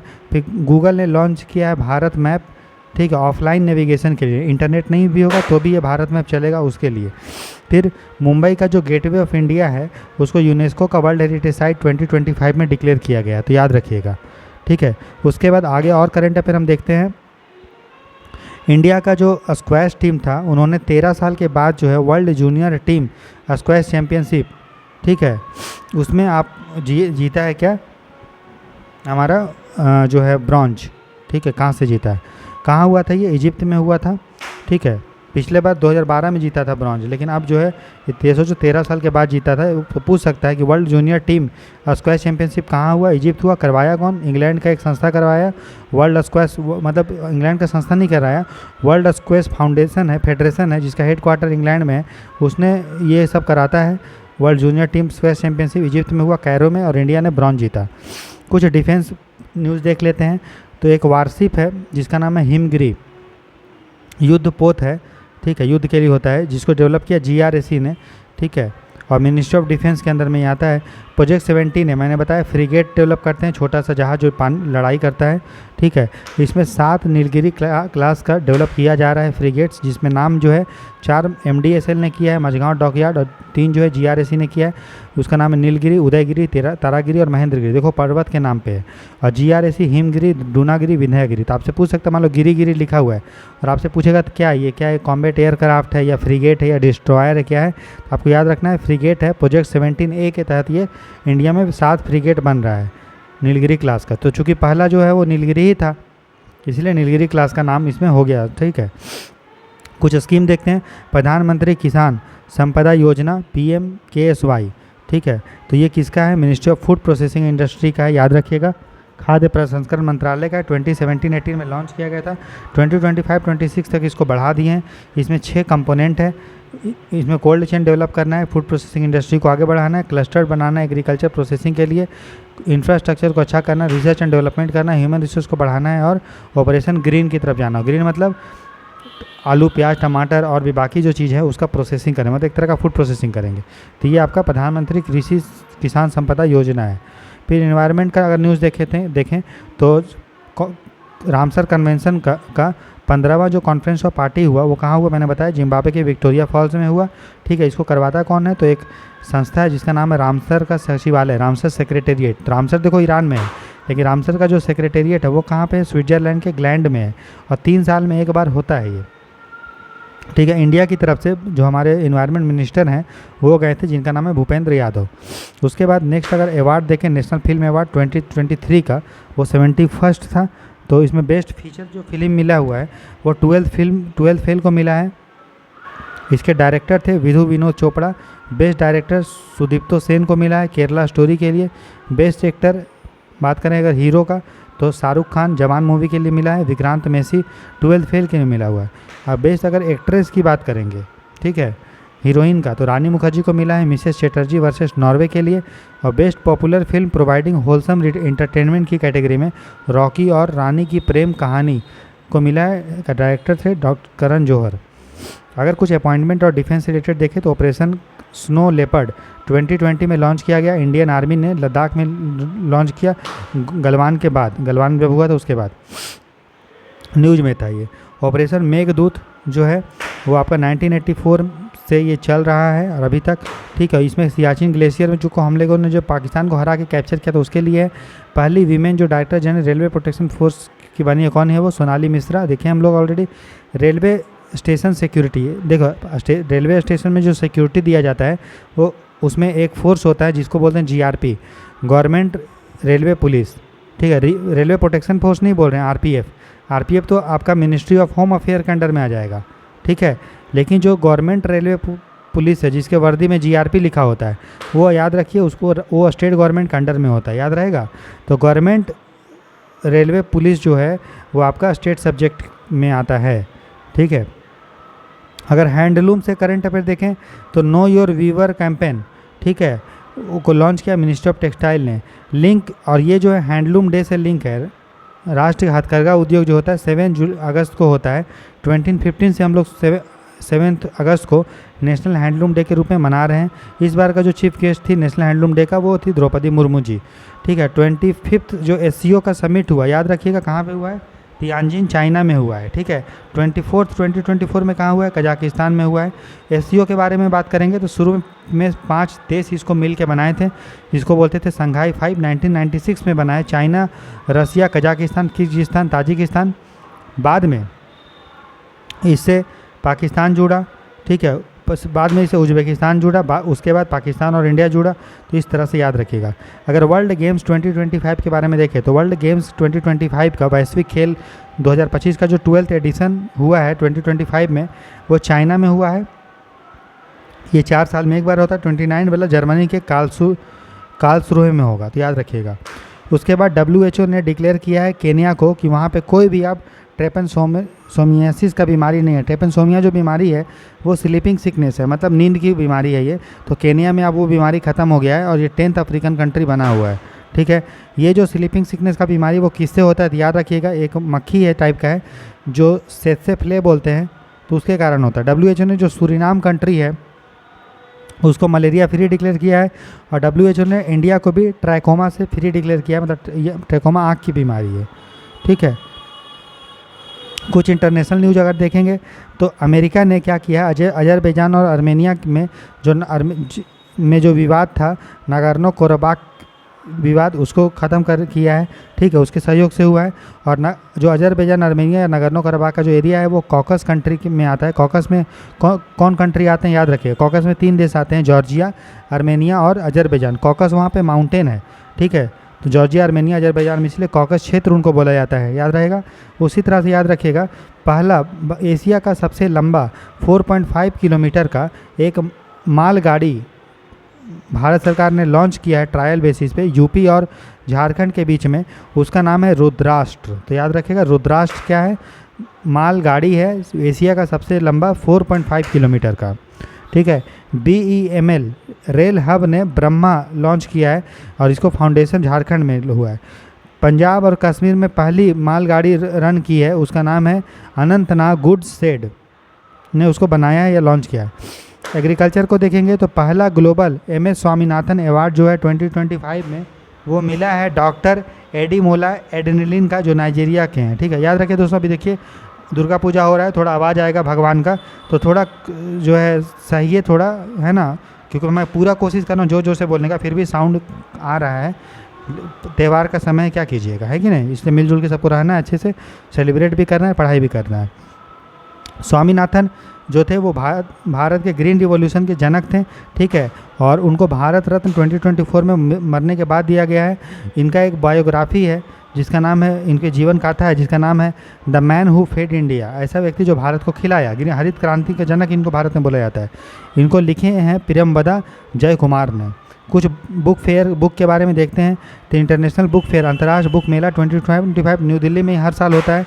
इस बार जो गेस्ट कंट्री था वो था फ्रांस, और थीम जो था वो था लिटरेचर इन डिजिटल एरा। यहाँ पे जो बुक रिलीज किया गया वह याद रखिएगा, इंडियाज एनर्जी फ्यूचर रिलीज किया गया RK पचौरी मेमोरियल ट्रस्ट के द्वारा। ट्रांसफॉर्मिंग रेलवे स्टार्ट किया गया बुक जिसका नाम है मिनिस्ट्री ऑफ रेलवे के द्वारा। Voice of the valley Kashmir literature anthology है वो। फिर अगर हम डिफेंस कुछ एक्सरसाइज देखें दोस्तों, तो इंदिरा 2025 जो है, इंद्र एक्सरसाइज किसके साथ होता है, इंडिया और रसिया का होता है। ये मिलिट्री एक्सरसाइज है। कहाँ हुआ था, रसिया के व्लादिवोस्टॉक में हुआ था। युद्ध अभ्यास किसके साथ होता है, इंडिया और USA के साथ होता है। कहाँ पे इस बार हुआ था, 2025 में अलास्का में हुआ था। मित्र शक्ति 2025 में किसके साथ हुआ था, होता तो श्रीलंका के साथ था, लेकिन कहाँ हुआ था, त्रिनकोमल्ली में, ठीक है। फिर नोमैडिक एलिफेंट मंगोलिया के साथ होता है, 2025 में हुआ था। फिर शक्ति एक्सरसाइज जो है इंडिया और फ्रांस का है, कहाँ हुआ था, राजस्थान के जोधपुर में। रक्षक ऑपरेशन किसने किया था, तो जम्मू एंड कश्मीर में काउंटर इंसर्जेंसी आतंकवाद के लिए किया गया था। 1990 से हो रहा है ये, ठीक है। ऑपरेशन पवन 1987 से 1990 के बीच में हुआ था।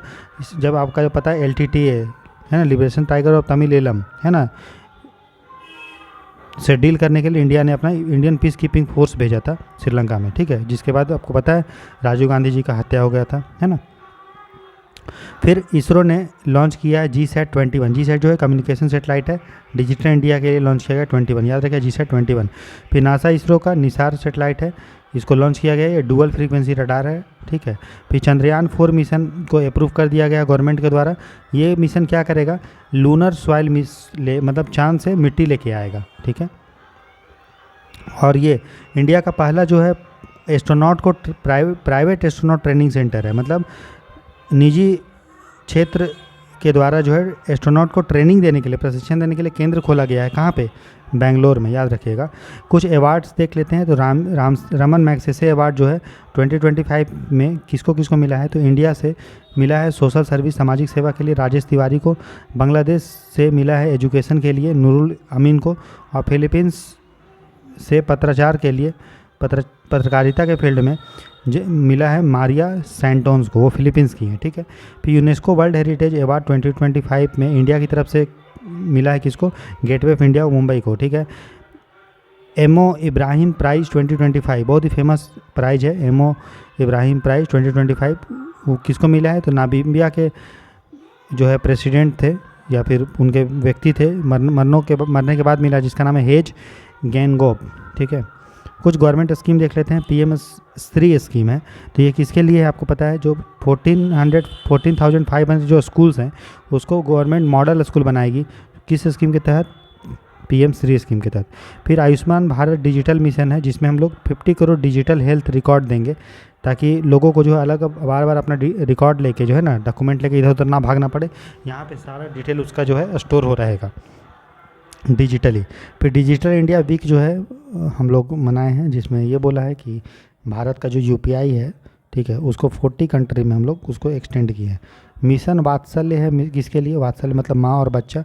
तो जो एडॉप्शन रिफॉर्म है कि बच्चों को गोद लेने में दिक्कत ना हो और बच्चा को सुरक्षित भी मिले, उसके लिए मिशन जो है वात्सल्य है। फिर एडिबल ऑयल जो खाद्य तेल है दोस्तों, उसके प्रमोट करने के लिए भारत का नेशनल मिशन है, जिसको MEOP बोलते हैं, oil palm, national mission on edible oil oil palm. Oil palm मतलब समझ रहे हो, पाम ऑयल, उसके लिए अभी हाल ही में इसको नॉर्थ ईस्ट स्टेट के राज्यों में भी उसको बढ़ा गया है। पहले भारत के राज्यों में था, नॉर्थ ईस्ट में नहीं था, अब नॉर्थ ईस्ट में भी उसको एक्सटेंड कर दिया गया, ठीक है। उसके बाद विश्व का चौथा सबसे बड़ा जो इंश्योरेंस की कंपनी है, मार्केट के कैपिटलाइजेशन के हिसाब से कितना उसके पास पैसा है, उस हिसाब से LIC बनी है, ठीक है। उसके बाद एसबीआई ने लॉन्च किया है ग्रीन होम लोन, जिसमें अगर आप घर जो है हर तरह से ग्रीन एनर्जी को ध्यान में रख के बना रहे, इको फ्रेंडली घर, तो आपको इंटरेस्ट रेट कम मिलेगा, लोन कम पे ब्याज कम मिले देना पड़ेगा। फिर वर्ल्ड बैंक ने अप्रूव किया है, एक भारत को दे रहा है लोन, किसके लिए? इंडिया के ग्रीन हाइड्रोजन मिशन के लिए। तो आपको ध्यान रखना चाहिए, भारत का जो ग्रीन हाइड्रोजन मिशन है, मतलब हाइड्रोजन हम लोग जनरेट कर रहे हैं लेकिन रिन्यूएबल एनर्जी के द्वारा, ठीक है। जैसे हाइड्रोजन कैसे बनता है, H2 को जब आप तोड़िएगा तो क्या बनेगा, H2+O2। तो ये जो तोड़ने के लिए अगर आप कोयला यूज करिएगा तो उसको ग्रीन हाइड्रोजन नहीं बोलेंगे, लेकिन अगर इसको पानी को तोड़ने के लिए अगर आप रिन्यूएबल एनर्जी यूज कीजिएगा, जैसे विंड, सोलर, ठीक है, तब हम लोग बोलेंगे कि वो हाइड्रोजन जो निकल रहा है ये ग्रीन हाइड्रोजन है, ठीक है। तो भारत का जो ग्रीन हाइड्रोजन है उसको बूस्ट करने के लिए हमको लोन चाहिए था, और सपोर्ट कौन कर रहा है? वर्ल्ड बैंक, जिसमें $1.5 बिलियन का लोन दिया जा रहा है भारत का ग्रीन हाइड्रोजन मिशन के लिए। फिर याद रखना है कि G20 का इन्वायरमेंट एंड क्लाइमेट मिनिस्टर लोग का मीटिंग हुआ, कहाँ पे हुआ? ब्राज़ील में हुआ, जहाँ पे ब्रिक्स का मीटिंग हुआ। फिर ब्रिक्स बैंक ने नए मेंबर को एडमिट किया है, शामिल किया है, कोलंबिया को और उज़्बेकिस्तान को, ध्यान रखेंगे। पहला G7 का देश जिसने फ़िलिस्तीन को रिकॉग्नाइज किया, पहचान दिया, वो है आपका फ्रांस, याद रहेगा। WHO का ग्लोबल रिपोर्ट है 2025 का, उसके अनुसार एशिया प्रशांत क्षेत्र में जो ओबेसिटी है, जो मोटापा है, वो डबल हो गया है, बढ़ गया है, ठीक है। पाकिस्तान जो है UNSC का प्रेसिडेंट बना था 2025 जुलाई में, ठीक है। WHO ने रिलीज किया एक रिपोर्ट जिसका नाम है वर्ल्ड मलेरिया रिपोर्ट। इसके अकॉर्डिंग भारत में मलेरिया जो है 2015 से 84% घटा है, ठीक है। और इंडिया का मकसद है कि 2030 तक हम मलेरिया को ख़त्म कर देंगे। तो वो WHO रिपोर्ट बोला कि इंडिया जो है सही रास्ते पे है, ऐसी मतलब कर लेगा। फिर ग्लोबल पोलियो इरेडिकेशन अपडेट के अनुसार देखें तो विश्व में मात्र अब 2 ही जो है बचे हैं हमारा कंट्री जहाँ पे वाइल्ड पोलियो, जंगली पोलियो का मामला आता है, वो है अफ़गानिस्तान और पाकिस्तान, याद रखिएगा। इंडिया ने लॉन्च किया है नेशनल न्यूट्रिशन मिशन 2.0। इसके तहत जो ठिंगनापन है, जो स्टंटिंग है, बौनापन है, उसको 20% तक हमको कम करना है 2030 तक। इंडिया का बायोफ्यूल पॉलिसी है, जिसके तहत हम लोगों ने डीजल में हम लोग क्या कर रहे हैं? ब्लेंडिंग कर रहे हैं। हम लोग को मकसद था पेट्रोल में भी ब्लेंडिंग करने का 2030 तक, लेकिन उसके पहले ही हम लोग 20% ब्लेंडिंग के टारगेट को 2025 तक अचीव कर चुके हैं। डीजल वाला नहीं किए हैं, तो हम लोग डीजल में ब्लेंडिंग करने का इथेनॉल ब्लेंडिंग करेंगे, ठीक है। तो उसको भी हम लोग को करना है कब तक? 2030 तक 30%। उसके बाद देखते हैं कुछ न्यूज और रिलेटेड। केरला ने लॉन्च किया है केरला आर्टिफिशियल इंटेलिजेंस मिशन, जिसमें आर्टिफिशियल इंटेलिजेंस को गवर्नेंस में यूज किया जाएगा। तमिलनाडु ने इंडिया का पहला सबसे बड़ा, भारत का सबसे बड़ा अगर हम सोलर पार्क देखेंगे, सोलर पार्क मतलब जहाँ बहुत सारे सोलर सेल आपस में जुड़े हुए हैं, उसको सोलर पार्क बोलते हैं, ठीक है। तो ये कहाँ पे है? ठीक है, ये है रामनाथपुरम, तमिलनाडु ने किया है। उत्तर प्रदेश ने लॉन्च किया है रामायण टूरिज्म सर्किट अयोध्या में। मध्य प्रदेश जो है लाडली लक्ष्मी योजना लॉन्च की है बच्चियों के एजुकेशन के लिए। उड़ीसा जो है भारत का पहला, वहाँ पे मैनग्रोव के लिए म्यूजियम बनेगा भितरकनिका में, ठीक है। भितरकनिका आपको पता है, यहाँ पे आपको सॉल्ट वाटर, क्रोकोडाइल, मैनग्रोव ये सब मिलता है। दिल्ली जो है इलेक्ट्रिक व्हीकल टैक्सी पॉलिसी लेके आया, जिसने बोला है कि 2030 तक 80% टैक्सी को इलेक्ट्रिक कर देंगे। झारखंड ने लॉन्च किया है ट्राइबल हैंडीक्राफ्ट एक्सपोर्ट हब, जहाँ पे ट्राइबल लोगों के द्वारा जो बनाया गया हथकरघा चीज़ है उसको एक्सपोर्ट करेगा, निर्यात करेगा। असम में जो है इंडिया का सबसे लंबा बोगबिल सेकेंड रेल ब्रिज बना है, भारत का सबसे लंबा रेल ब्रिज बनाया गया है, बोगबिल नाम है उसका, वो असम में। उसके बाद कुछ बुक्स देखेंगे, the future of democracy in India, Pradeep Bhanu Mehta का है। Breaking boundary my journey, Sania Mirza का है। ऑटोबायोग्राफी उनका जीवनी पे लिखा गया है। द पीपल्स प्रेसिडेंट, लोगों का राष्ट्रपति किसका है?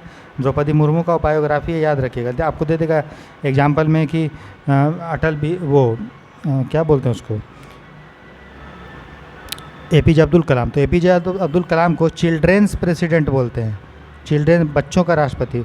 लोगों का राष्ट्रपति बायोग्राफी किसका है? द्रौपदी मुर्मू का है, याद रखिएगा। AI and the Indian economy book जो है वो रघुराम राजन का है।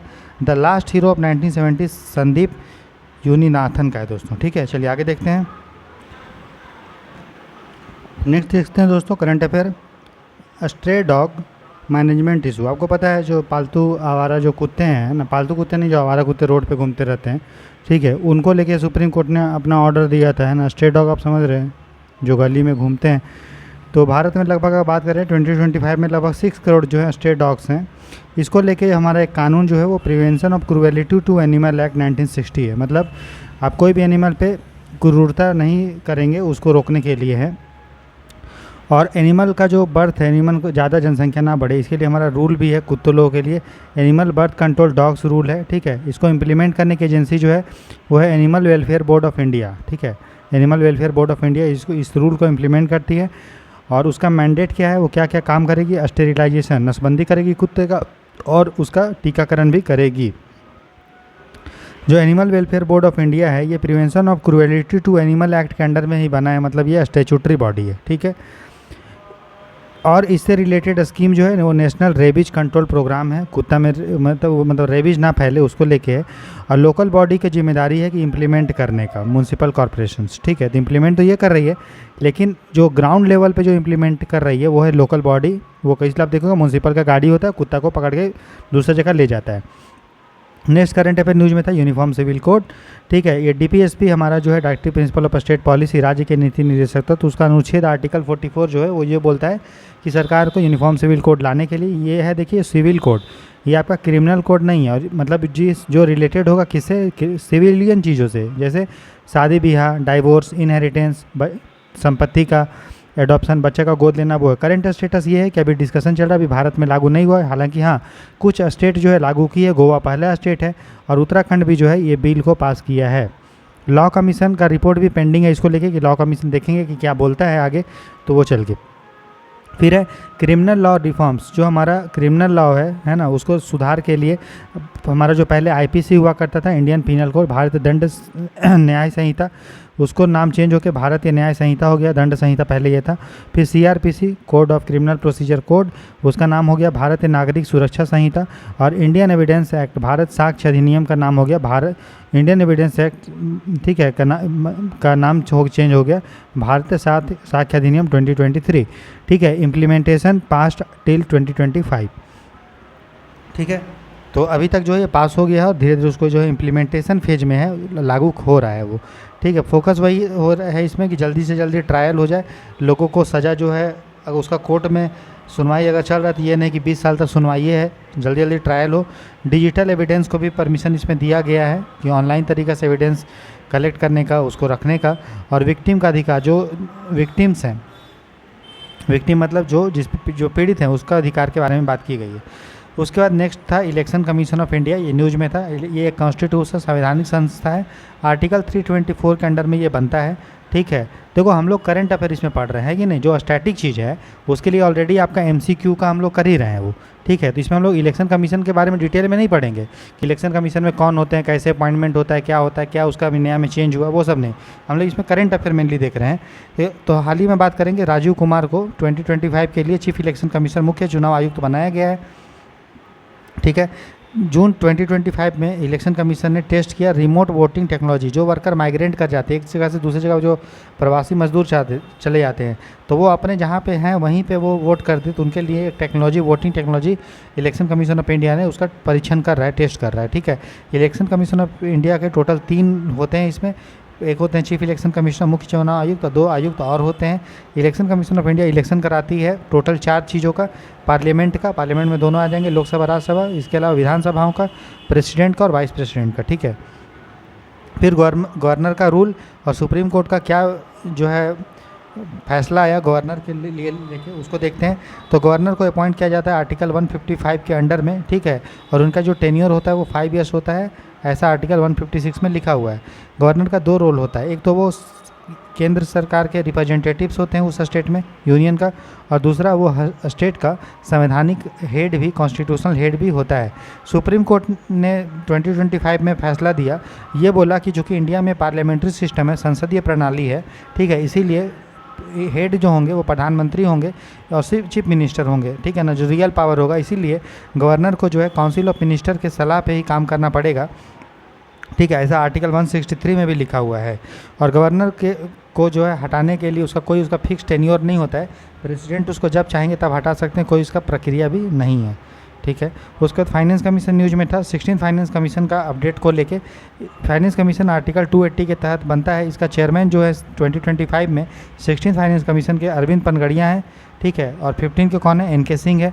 इनका जो 16 फाइनेंस कमीशन का जो रिकमेंडेशन जनरली 5 साल में वो बनता है, उसके पहले भी बन सकता है। 16 फाइनेंस कमीशन का जो रिकमेंडेशन पीरियड होगा कि कितने साल का में वो काम करेगा, 5 साल है, 2026 से लेकर 31 तक। और ये फंक्शन क्या करता है कि केंद्र सरकार के पास जितना पैसा कलेक्ट होता है उसका कितना पैसा राज्यों को जाना चाहिए। ठीक है, और राज्यों को आपस में कितना बटेगा और केंद्र से राज्यों को टोटल कितना आएगा, मतलब वर्टिकल और हॉरिजॉन्टल दोनों ये हमारा देखता है। इसके अलावा कितना ग्रांट इन एड जो है दिया जाना चाहिए लोकल बॉडी को, वो सब ये डिसाइड करता है। इसके लिए जो है वो डिसाइड कौन कौन सा क्राइटेरिया को ध्यान में रखता है, तो पॉपुलेशन देखता है 2011 का, 2011 का।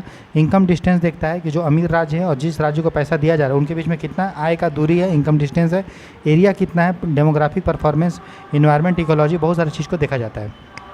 फिर है state election commission. State election दोस्तों कमीशन जो है ये भी कॉन्स्टिट्यूशनल बॉडी है। जब हम लोगों ने 73rd अमेंडमेंट किया था तो उसमें जो है स्टेट इलेक्शन कमीशन को बनाया था आर्टिकल 243 के तहत। इसका काम है पंचायत और म्यूनसिपालिटी के चुनाव को करवाना। ठीक है, और इलेक्शन कमीशन ऑफ इंडिया के अंडर में नहीं आता, ये एक स्वतंत्र संस्था है। ठीक है, याद रखिएगा। और इसका अपॉइंटमेंट कौन करता है, गवर्नर करते हैं। उसी तरह से लोकपाल और लोकायुक्त के बारे में देखते हैं तो ये लोकपाल एक्ट 2013 में बना था और ये 2019 से काम करना चालू करता है। लोकपाल जो होता है वो सेंट्रल लेवल पे होता है और हर स्टेट में लोकायुक्त होता है। ठीक है, लोकपाल क्या करता है, करप्शन का केस, भ्रष्टाचार का केस को जांच करता है, इन्वेस्टिगेट करता है, चाहे वो प्रधानमंत्री के हो, मिनिस्टर हो, एमपी हो, ग्रुप ए बी ऑफिसर हो। ठीक है, इसके जो लोकपाल के चेयरमैन होते हैं वो चीफ जस्टिस ऑफ इंडिया, पूर्व जो है चीफ, वर्तमान में नहीं, जो भूतकाल के former chief justice of India होंगे या सुप्रीम कोर्ट के जज रहेंगे। करंट लोकपाल के जो चेयरमैन है 2025 में, उनका नाम है जस्टिस पिनाकी चंद्र घोष। ठीक है, याद रखिएगा। उसके बाद कुछ कमेटी देखे जो न्यूज में था, सरकारिया कमीशन न्यूज में था, 1983 में ये बना था, याद रखिएगा। सेंट्रल स्टेट केंद्र राज्य के संबंध को लेके था। पुंची कमीशन 2007 में था, ये भी सेंट्रल स्टेट रिलेशन को लेके था। और इसमें गवर्नर का क्या भूमिका होना चाहिए और संघवाद का संतुलन कैसे हो उसके बारे में है। केशवानंद भारती केस 1973, ये बेसिक स्ट्रक्चर संविधान का मूल अवसंरचना को लेके था। 24 अप्रैल 1973 को सुप्रीम कोर्ट ने केशवानंद भारती केस में जजमेंट दिया था। एनजेएससी केस था, नेशनल जुडिशियल अपॉइंटमेंट कमीशन। इसमें बात किया गया था कि कॉलेजियम को हटा के, ठीक है, एक एनजेएससी टाइप का बनाया जाएगा, है ना, वो जो है आपका रखेंगे। लेकिन सुप्रीम कोर्ट ने जो है वो ख़त्म कर दिया था। मतलब कॉलेजियम तो अभी तो उसमें मेनली कौन होते हैं, कॉलेजियम में पूरी तरह से जज लोग होते हैं, है ना, जुडिशरी होता है, वही प्रेसिडेंट को रिकमेंडेशन देते हैं कि इनको अपॉइंट किया जाना चाहिए। तो एनजेएससी केस में बोला था कॉलेजियम तो रहेगा लेकिन उसमें एग्जीक्यूटिव का भी, सरकार के भी होने चाहिए, लेकिन सुप्रीम कोर्ट ने इस बिल को ख़त्म कर दिया था। उसी को NJSC, national judicial appointment commission, राष्ट्रीय न्यायिक जो अपॉइंटमेंट समिति कमीशन जो आयोग केस बोलते हैं। ठीक है, उसके बाद इंटरनेशनल रिलेशंस का अगर करंट अफेयर देखें तो इंडिया और यूएस का देखते हैं तो 2000 से 2025 तक 25 ईयर का इंडिया और यूएस के बीच में सेलिब्रेशन हुआ स्ट्रैटेजिक पार्टनरशिप का, रणनीतिक साझेदार का। अगर इंडिया और यूएस के बीच में हम लोग का डिफेंस टाइस भी है, मतलब जो है सुरक्षा समझौता वो भी है हमारे पास, संधि भी है, जैसे या हम बोल सकते हैं कि दोस्ती है, बहुत सारे एग्रीमेंट साइन हुआ। याद रखिएगा इंडिया जो है अमेरिका का मुख्य डिफेंस पार्टनर भी है, मेजर डिफेंस पार्टनर। उनके बीच में जो एग्रीमेंट अभी तक साइन हुआ है वो है कॉमकासा, ये आपका सेंसिटिव इन्फॉर्मेशन को एक्सचेंज को लेके है। ठीक है, उसके बाद लिमोवा है, logistic exchange memorandum of understanding. ठीक है, एक देश का जहाज जो है मिलिट्री डिफेंस वाला, दूसरे देश के जहाज, दूसरे देश के एरिया, मतलब अमेरिका में इंडिया का जहाज मान लो युद्ध करने कहीं जा रहा है, बीच में उसको फ्यूल चाहिए या रुकना है तो अमेरिका के पोर्ट में या फिर वहाँ पर रुक सकता है और अमेरिका वाला यहाँ पर रुक सकता है। ठीक है, बेका है, ठीक है, तो ये भी आपका इन्फॉर्मेशन एक्सचेंज को लेके है। उसके बाद इंडिया और अमेरिका में जो एक्सरसाइज होता है संयुक्त अभ्यास, उसका नाम है युद्ध अभ्यास, मालाबार एक्सरसाइज है, कोप इंडिया है। ठीक है, अमेरिका जो है इंडिया का सबसे बड़ा लार्जेस्ट ट्रेडिंग पार्टनर है, व्यापार में सबसे बड़ा साझेदार है अगर देश का बात करेंगे तो। और अगर ग्रुप का बात करोगे ये तो हो जाएगा यूरोपियन यूनियन, लेकिन अगर कंट्री का बात करेंगे तो अमेरिका जो है इंडिया का सबसे बड़ा व्यापार पार्टनर है। ठीक है। इंडिया और स्पेस में देखोगे तो नासा और इसरो का निसार सेटेलाइट भी है, ठीक है। उसके बाद संघाई कोऑपरेशन ऑर्गेनाइजेशन के बारे में देखिए, 2001 में ये बना था संघाई में, ठीक है। और इसको में जो थे पहले 5 लोग इसको मिल के बनाए थे, वो थे चाइना, रसिया, कजाकिस्तान, किर्गिस्तान और ताजिकिस्तान। बाद में उज्बेकिस्तान जुड़ा इससे, और फिर इंडिया और पाकिस्तान जो है एक साथ जुड़ा, ठीक है, जब ताशकंद में समझौता हुआ था तब। और उसके बाद ईरान जो है 2023 में इसको ज्वाइन किया है। हेड क्वार्टर अगर हम बात करेंगे संघाई कोऑपरेशन ऑर्गेनाइजेशन का, तो बीजिंग चाइना में है, ठीक है। 2023 में एससीओ का मीटिंग को हेड किए थे वर्चुअली रूप से इंडिया ने, और 2025 में एससीओ फोकस कर रहा है अफगानिस्तान पे और रीजनल टेररिज्म, क्षेत्रीय आतंकवाद पे, ठीक है। इसका एक रीजनल एंटी टेररिज्म स्ट्रक्चर भी है, ठीक है, जो टेररिज्म से डील करता है। इसका जो हेड क्वार्टर है वो ताशकंद अस्ताना में है, ठीक है, ताशकंद में, याद रखिएगा। उसके बाद नेक्स्ट है ब्रिक्स प्लस एक्सपेंशन, मतलब ब्रिक्स को भी बढ़ाया जा रहा है। पहले ब्रिक्स में 5 देश थे। सबसे पहले तो ये 4 लोगों के एसोसिएशन से बना था, जिसमें से ब्राज़ील, रसिया, इंडिया और चाइना। 2009 में बना था। बाद में साउथ अफ्रीका में डिक्लेरेशन हुआ था, फॉर्टलिजा डिक्लेरेशन। 2010 में ज्वाइन किया साउथ अफ्रीका, तो 5 लोग हो गए। अब नए मेंबर 2025 में अभी तक हैं सऊदी अरेबिया, इजिप्ट और अर्जेंटीना, ठीक है। 2025 में जब सबमिट हुआ वो कहाँ हुआ? साउथ अफ्रीका में हुआ, याद रखिएगा, ब्रिक्स का, ठीक है। और इंडिया सपोर्ट कर रहा है कि हाँ भाई, यहाँ ब्रिक्स का एक्सपेंशन होना चाहिए, ताकि जो डेवलपिंग और ये किसका एसोसिएशन है? ये डेवलपिंग और अंडर डेवलप्ड का है। और साउथ, ग्लोबल साउथ बोलते हैं, मतलब जो अंडर डेवलप्ड और डेवलपिंग देश है उनके आवाज़ को मजबूत करने के लिए ये बनाया गया था ब्रिक्स, ठीक है। इंडिया और रूस का अगर हम संबंध का देखेंगे दोस्तों, तो हम लोग का एक्सरसाइज है इंदिरा एक्सरसाइज, जो व्लादिवोस्टॉक में हुआ, हमने देख लिया है।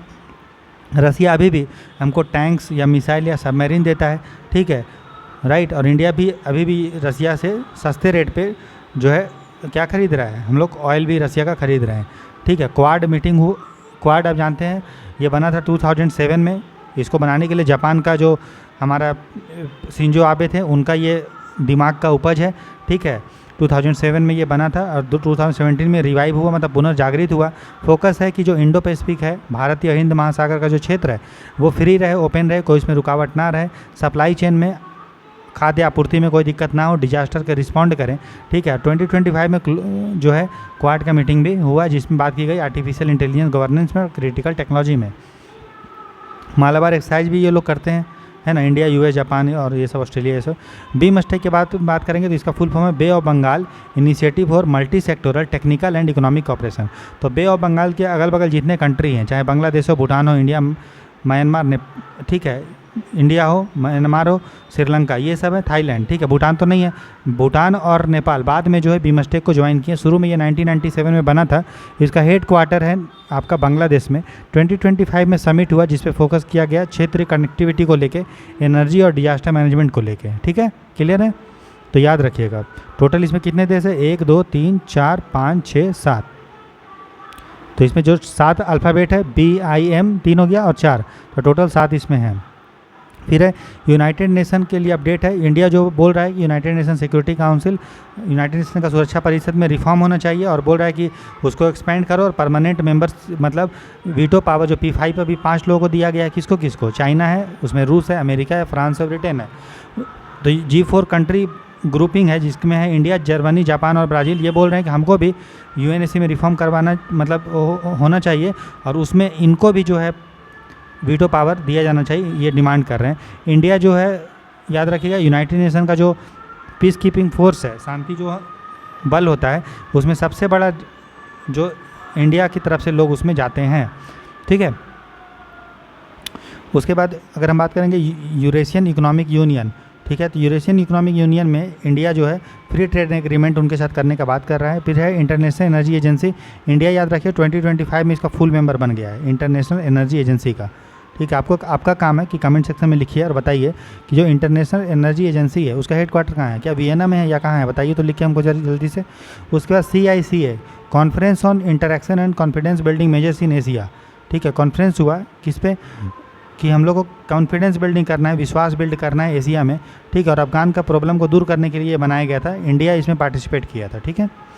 उसके बाद इकोनॉमिक्स से रिलेटेड करंट अफेयर देखते हैं, GST को लेकर और टैक्सेशन को लेकर। GST जो लॉन्च किया गया था दोस्तों, वो 2017 में 1 जुलाई को लॉन्च किया गया था। 101 कॉन्स्टिट्यूशन अमेंडमेंट, संविधान में 101 हम लोगों ने संविधान संशोधन एक्ट लेके आया उसके द्वारा। इसमें हम लोगों ने आर्टिकल 279A के तहत जीएसटी काउंसिल बना, जीएसटी परिषद बना। जीएसटी परिषद के जो हेड होते हैं वो यूनियन फाइनेंस मिनिस्टर होते हैं, और हर राज्य से दोस्तों आते हैं आपके 2 लोग, सॉरी 1 लोग आते हैं, है ना, हर राज्य से। और केंद्र सेंट्रल गवर्नमेंट से 2 लोग आते हैं, यूनियन फाइनेंस मिनिस्टर आते हैं, और स्टेट के जो मिनिस्टर ऑफ स्टेट होते हैं, वित्त राज्य मंत्री, वो भी आते हैं। इसको हेड करते हैं फाइनेंस मिनिस्टर। ठीक है, जीएसटी के बारे में ऑलरेडी हम लोग जो है इकोनॉमिक्स में आगे जब MCQ करेंगे तो पढ़ेंगे। हम लोग करंट को देख रहे हैं। तो पहले जो है वो आपका 5 स्लैब होता था, 0%, 5%, 12%, 18%, 28%। अब जो है टोटल हमारा जो है 2 स्लैब ही बचा है, 0 वाला तो छोड़ दीजिए, राइट। ठीक है, तो अब क्या किया गया है, ये जो 12% है उसको हटा दिया गया, और 28% को भी हटा दिया गया। अब 2 ही % है, 5% और 18%। और एक जो बहुत ही ज़्यादा लग्जरी गुड्स है उसके लिए 40% है। तो मोटा मोटी हम बोलेंगे 2 टैक्स ही बचा है, 0% तो कोई मतलब नहीं है। तो 5% और 18%, बाकी 12 और 28 हटा दिया गया है, और 14% एक नया लाया गया है जो अल्ट्रा, मतलब वो समझ लीजिए जो बहुत ही ज़्यादा लग्जरी गुड्स हैं उनके लिए। ठीक है, जीएसटी जो कंपेंसेशन सेस है, जीएसटी कंपेंसेशन सेस के बारे में हम लोग पढ़ चुके हैं। तो उसको जो है मार्च 2026 तक एक्सटेंड किया गया है। जीएसटी कंपेंसेशन सेस है का मतलब ये है कि जीएसटी आने के पहले मान लो कोई राज्य है, उसको ए राज्य को कुछ टैक्स मिलता था, लेकिन जीएसटी आने के बाद मान लो उसको कम टैक्स मिल रहा है। पहले 10 रुपये टैक्स वो लेता था जीएसटी आने के पहले, अब मान लो जीएसटी आने के बाद 8 रुपये मिल रहा है, तो 2 रुपीज़ का उसको लॉस हुआ। तो सेंट्रल गवर्नमेंट बोली थी कि हम जो है 2 रुपये आपको कंपेंसेट करेंगे, उसी को बोलते हैं जीएसटी कंपेंसेशन। और उसके लिए एक सेस लाया गया था। सेस का पैसा क्या होगा? सेस जो होता है एक स्पेशल टाइप का टैक्स होता है जो किसी पार्टिकुलर पर्पस के लिए लिया जाता है। यहाँ पे जीएसटी कंपेंसेशन सेस लिया गया है, जिसमें जो भी पैसा कलेक्ट होगा वो कंपेंसेट करेंगे राज्यों को। ठीक है, उसके बाद आरबीआई का अपडेट देखते हैं। रेपो रेट 20 जून में था, इतना था, ये कोई काम का नहीं, अब छोड़ दीजिए। फॉरेक्स रिजर्व जो हमारा मुद्रा भंडार है ना, विदेशी मुद्रा भंडार, वो आपका 742 आपका बिलियन डॉलर है। आरबीआई ने एक लॉन्च किया पोर्टल, उसका नाम है उद्गम पोर्टल। ठीक है, उद्गम पोर्टल किसके लिए? जो अनक्लेम्ड बैंक डिपॉजिट है। मान लीजिए आपने बैंक में पैसा डाला और आपको, या कोई आपका घर में डाला और वो आपको नहीं पता है, कोई अनक्लेम्ड है, बहुत समय से 5-10 साल से आपने नहीं निकाला, तो वो अनक्लेम्ड हो गया। तो एक पोर्टल बनाया गया है ताकि मान लो कल को आपको पता चला कि मेरे पापा वहाँ पे पैसा जमा किए थे, तो इस पोर्टल के द्वारा आप पैन नंबर या सब चीज़ डाल के आपको पता चल जाएगा आपका सही में वहाँ पैसा था या नहीं था। तो उसके लिए उद्गम पोर्टल है, to track the unclaimed bank deposits. ठीक है, करंट जो हमारा इसके मेंबर हैं आरबीआई के, हैं ना, वो है शक्तिकांता दास, इसके जो हेड हैं। ठीक है, उसके बाद नेक्स्ट देखते हैं, ये सीईसी नहीं है, इसको सीईसी आप छोड़ दीजिए। ठीक है, आरबीआई के गवर्नर हैं वो हैं शक्तिकांता दास। यहाँ पे आप थोड़ा सा चेंज कीजिए, देखिए आरबीआई के जो गवर्नर हैं ये सब चेंज होते रहते हैं। ठीक है, तो आरबीआई के जो नए गवर्नर हैं दोस्तों, उनका नाम है, 1 मिनट रुकिए, उनका नाम है संजय मल्होत्रा। क्या नाम उनका? संजय मल्होत्रा। ठीक है, ये थोड़ा ध्यान रखेंगे। अच्छा, एक चीज़ और यहाँ पे अपडेट कीजिए, जो हमारा चीफ इकोनॉमिक, ये जो है क्या उसको बोलते हैं, चीफ इलेक्शन कमिश्नर है, उनका नाम है, नए वाले, अभी हाल ही में कुछ दिन पहले हुआ है, उनका नाम है ज्ञानेश कुमार। क्या हुआ, क्या कौन है वो? उनका नाम है ज्ञानेश कुमार। ठीक है, थोड़ा ये ध्यान रखेंगे, ये राजीव कुमार पहले थे। ठीक है, इनका नाम है ज्ञानेश कुमार। ये थोड़ा सा आप चेंज कर लें, कोई बहुत बड़ी बात नहीं है, ज्ञानेश कुमार, क्योंकि जब हम लोग नेक्स्ट वाला मैगजीन पढ़ेंगे ना तो उसमें ये सब अपडेट हो जाएगा, तो आपको कुछ घबराने की ज़रूरत नहीं है। ठीक है, उस समय तक जो रिसेंट वाला रहेंगे वो कौन होंगे, वो बस थोड़ा ध्यान रखना है। नेक्स्ट देखते हैं, उसके बाद अगर विनिवेश और पीएसयू को लेकर देखेंगे तो गवर्नमेंट का जो विनिवेश का टारगेट है 2025-26 में वो है 50,000 करोड़। ठीक है, और अभी IDBI bank, saving corporation of India के बारे में बात चल रहा है। ठीक है, भारत का सबसे बड़ा अगर पब्लिक इशू कोई इशू किया है, मतलब शेयर जो इशू किया है सबसे बड़ा अभी तक, उसका वो किसका आईपीओ था? एलआईसी का था। ठीक है, फिर फिजिकल अपडेट अगर देखेंगे तो एफआरबीएम टारगेट, अभी एफआरबीएम एक्ट जो है physical responsibility and budget management act 2003 में लॉन्च किया गया था। उसमें मकसद था कि जो फिजिकल डेफिसिट है, राजकोष से घाटा है, उसको 3% करने का। ठीक है, लेकिन 2024 में वो है 5.8% और गवर्नमेंट एम कर रहा है कि हम लोग डेफिसिट को 4.5% लेके आने का। ये उतना इंपॉर्टेंट नहीं है, बस ये वाला थोड़ा देखना है। एफआरबीएम टारगेट में बात की गई थी 3% फिजिकल डेफिसिट का। ठीक है, फिर ई श्रम पोर्टल जो है वो एक नेशनल डेटाबेस है असंगठित क्षेत्रों के वर्करों का, ठीक है, वो थोड़ा ध्यान रखना। ई श्रम पोर्टल किसके लिए है? अनऑर्गेनाइज वर्कर के एक डेटाबेस है। गिग वर्कर पता है आपको, जो आपको कॉन्ट्रेक्चुअल होता है, जो किसी प्लेटफॉर्म पे जैसे स्विगी, जोमेटो ये सब पे काम करते हैं, तो उसको सोशल सिक्योरिटी कोड जो हम लोग ऑलरेडी पढ़ चुके हैं, ठीक है, सोशल सिक्योरिटी वाले क्लास में, तो उसमें इनको कवर किया गया है, आपको ये पता है, हमने आपको बताया भी है। अगर भारत के एक्सटर्नल सेक्टर के बारे में अगर देखेंगे तो भारत का सबसे बड़ा जो हमारा ट्रेडिंग पार्टनर है कोई कंट्री, तो वो है अमेरिका, उसके बाद चाइना, उसके बाद है यूएई। हम लोग भारत जो एक्सपोर्ट करता है सबसे ज़्यादा, वो कितना करता है? $450 बिलियन। और हम लोग ये किसका है? गुड्स का। ये किसका है? गुड्स का, याद रखिएगा, ये आप समझिए ओवरऑल, ठीक है। हमारा ऑलरेडी आपको पता है करंट अकाउंट में हम लोग का डेफिसिट है, तो भारत जो एक्सपोर्ट करता है गुड्स का टोटल वो कितना है? $450 बिलियन। और जो इंपोर्ट करते हैं हम लोग सामान, मतलब बाहर से मंगाते हैं चाहे सर्विस, वो है $700 बिलियन। तो आप देखो हम लोग का डेफिसिट है, करंट अकाउंट में क्या है? घाटा है, क्योंकि हम लोग का निर्यात कम है, आयात ज़्यादा है। कितना? लगभग $250 बिलियन का हम लोग का गैप है, उसी को बोलते हैं चालू। चूँकि जो इंपोर्ट एक्सपोर्ट जो होता है गुड्स चाहे सर्विस का, विजिबल या इनविजिबल का, वो किसका कंपोनेंट होता है? वो होता है बैलेंस ऑफ पेमेंट में करंट अकाउंट का, और इसलिए हमको लोग उसमें नेगेटिव है, तो इसलिए बोलते हैं करंट अकाउंट डेफिसिट, चालू खाता घाटा है। और वो कितना है? हमारे जीडीपी का लगभग 1.8%। ये थोड़ा ध्यान रखेंगे डेटा में, तो या एग्जाम में हो सकता है इसको 5% लिख देगा, तो गलत हो जाएगा। हम लोग का बैलेंस ऑफ पेमेंट में ओवरऑल पॉजिटिव है, लेकिन हमारा करंट अकाउंट में जो है वो नेगेटिव है। और कैपिटल अकाउंट में जाहिर सा बात है क्या होगा? पॉजिटिव, तभी तो ओवरऑल हमारा बैलेंस ऑफ पेमेंट पॉजिटिव है ना। कुछ स्कीम्स और इनिशिएटिव देखते हैं जो इकोनॉमी से रिलेटेड है। प्रधानमंत्री गति शक्ति है, जिसका मकसद है इंफ्रास्ट्रक्चर को बनाना, और इसमें टोटल 16 मिनिस्ट्री के अंडर में ये कवर किया जाता है। PLI scheme, performance linked incentive scheme पहले था, अब इसका नाम चेंज करके ELI स्कीम हो गया, एम्प्लॉयमेंट लिंक्ड इंसेंटिव स्कीम, है ना। तो ये चीज़ है। फिर उसके बाद इंटरनेशनल बुलियन एक्सचेंज, यहाँ पे जो है डॉलर वॉलर जो है एक्सचेंज होता है, ठीक है। ये कहाँ पे बनाया गया है? गिफ्ट सिटी गुजरात में, ठीक है। फिर ब्लू इकोनॉमी आपको पता है, नीला अर्थव्यवस्था, मतलब जहाँ पे मेरीन प्रोडक्ट पे हम लोग काम करते हैं, मेरीन समझ रहे हो, समुद्री वाला चीज़ों पे वो है। तो इंडिया का शेयर जो इसमें जीडीपी में 4%, और इसके लिए डीप ओशियन मिशन भी है। डीप ओशियन मिशन समुद्र के अंदर में जाके हम लोग देखेंगे कि भाई कौन कौन सा वहाँ पॉलीमेटालिक नोड्यूल्स, रिसोर्स, ये सब है। लगभग इस मिशन के तहत हम लोग 6 किलोमीटर मतलब 6000 मीटर के अंदर में हम लोग जाएंगे। ये इसका एक कंपोनेंट है जिसको बोलते हैं समुद्रयान प्रोजेक्ट। इसमें 3 लोगों को समुद्र के अंदर जो है हम लोग लेके जाएंगे, है ना। और अंदर में फिर वो आपको पता है 6000 मीटर में या 6 किलोमीटर के अंदर समुद्र में जाएगा और देखेगा कि अंदर में वहाँ पे कोई रिसोर्स ये सब है क्या, है ना। तो वो चीज़ें ब्लू इकोनॉमी का पार्ट है, समुद्रयान प्रोजेक्ट, ठीक है। उसका सिक्योरिटी और डिफेंस को लेके देखते हैं हम लोग करंट अफेयर। तो कुछ मिसाइल देखते रहते हैं, जैसे अग्नि 5 है, ये है inter Continental ballistic missile. Inter Continental मतलब एक प्रायद्वीप से दूसरे प्रायद्वीप, एक महाद्वीप से दूसरे महाद्वीप मारने का क्षमता है। अग्नि 5 है, तो मैंने बताया था अग्नि 1 है लगभग 1000 किलोमीटर, 2 है 2000 किलोमीटर, 3 है 3000 किलोमीटर, 4 है 4000 किलोमीटर, और अग्नि 5 5000 किलोमीटर तक मार सकता है, उससे ज़्यादा भी मार सकता है, ठीक है। बम बम लेके जा सकता है, बैलिस्टिक मिसाइल है ये, ठीक है। और अग्नि प्राइम क्या है दोस्तों? अग्नि प्राइम जो है नेक्स्ट जनरेशन का मीडियम रेंज बैलिस्टिक मिसाइल है। 2025 में इसको टेस्ट किया गया था।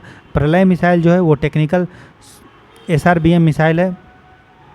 SRBM मतलब शॉर्ट रेंज बैलिस्टिक मिसाइल, ठीक है। बट बैलिस्टिक मिसाइल मतलब सरफेस टू सरफेस, है ना, और सरफेस टू एयर भी हो सकता है। जनरली सरफेस टू सरफेस ही होता है बैलिस्टिक मिसाइल, ठीक है। उसके बाद है भार्गवास्त्र। भार्गवास्त्र क्या है? DRDO का एंटी ड्रोन माइक्रो मिसाइल है, मतलब छोटा छोटा मिसाइल है जो बाहर से अगर ड्रोन आ रहा है तो उसको उड़ा देगा, उसको भार्गवास्त्र बोल रहे हैं। इसको उड़ीसा से हम लोग टेस्ट किए। फिर कुछ डिफेंस एक्सरसाइज देख लेते हैं जो जून में न्यूज़ में था, जैसे इंदिरा मैंने बताया रसिया के लिए है, व्लादिवोस्टॉक में हुआ था। नोमैडिक एलिफेंट मंगोलिया का है, उलान बटोर में हुआ था। ऑस इंडेक्स, ऑस मतलब ऑस्ट्रेलिया, इंड मतलब इंडिया, नेवी के बीच में पर्थ ऑस्ट्रेलिया में होता है। हरिमो शक्ति, हरिमो शक्ति जो है वो मलेशिया के साथ होता है, आर्मी वर्क करते हैं। वो उड़ान शक्ति इंडिया मलेशिया का एयरफोर्स है, ठीक है। समुद्र लक्ष्मण मलेशिया का नेवल एक्सरसाइज है। सिनबेक्स, सिनबेक्स मतलब सीस हो गया कंबोडिया, IN से इंडिया, तो इंडिया कंबोडिया का एक्सरसाइज है, पुणे में हुआ था, ठीक है। उसके बाद है इंडियन नेवी को लेके कुछ अपडेट देखें तो इंडिया INS अजय है, ठीक है। इसको 33 ईयर्स के बाद मतलब बंद कर दिया गया, मतलब अब ये शामिल पहले था लेकिन कुछ खराबी होने के कारण या पुराना होने के कारण, अपडेट होने के कारण इसको हटा दिया गया। INS अजय है। ये है एंटी सबमरीन वारफेयर, मतलब जो पनडुब्बी है उसको उड़ाने वाला ये जहाज़ है। इसमें कुछ मिसाइल होते हैं जो पनडुब्बी को उड़ा देता है, ASW इसका फुल फॉर्म है। फिर इंडियन INS एग्रे है, ठीक है, इसको GRAC ने लॉन्च किया 2025 में, ये भी ASW है। ये INS विक्रांत है, भारत का पहला स्वदेशी जो है एयरक्राफ्ट कैरियर है, मतलब बहुत बड़ा जहाज़ है जिसमें एयरक्राफ्ट वहाँ से उड़ते हैं और फिर लैंड करते हैं, ठीक है। ये फुली ऑपरेशनल 2025 से। वीमेन ऑफिसर्स को पहली बार भारत में 2025 में वारशिप में, जो समुद्री जो जहाज़ है, जो युद्ध पोत, उसमें डिप्लॉय किया गया था, याद रखिएगा, पहले नहीं था। इंडियन एयरफोर्स का अगर अपडेट देखेंगे तो आग्नेयास्त्र है। आग्नेयास्त्र क्या है? ये लॉन्ग रेंज ड्रोन है, ठीक है। आग्नेयास्त्र नाम है, स्वदेशी लॉन्ग रेंज ड्रोन है ये, ठीक है, जो लंबी दूरी तक जा सकता है। तेजस MK1 आपको पता है, तेजस आपको, ठीक है, ये आपका लड़ाकू विमान है दोस्तों, तेजस, है ना। तो ये चीज़ है।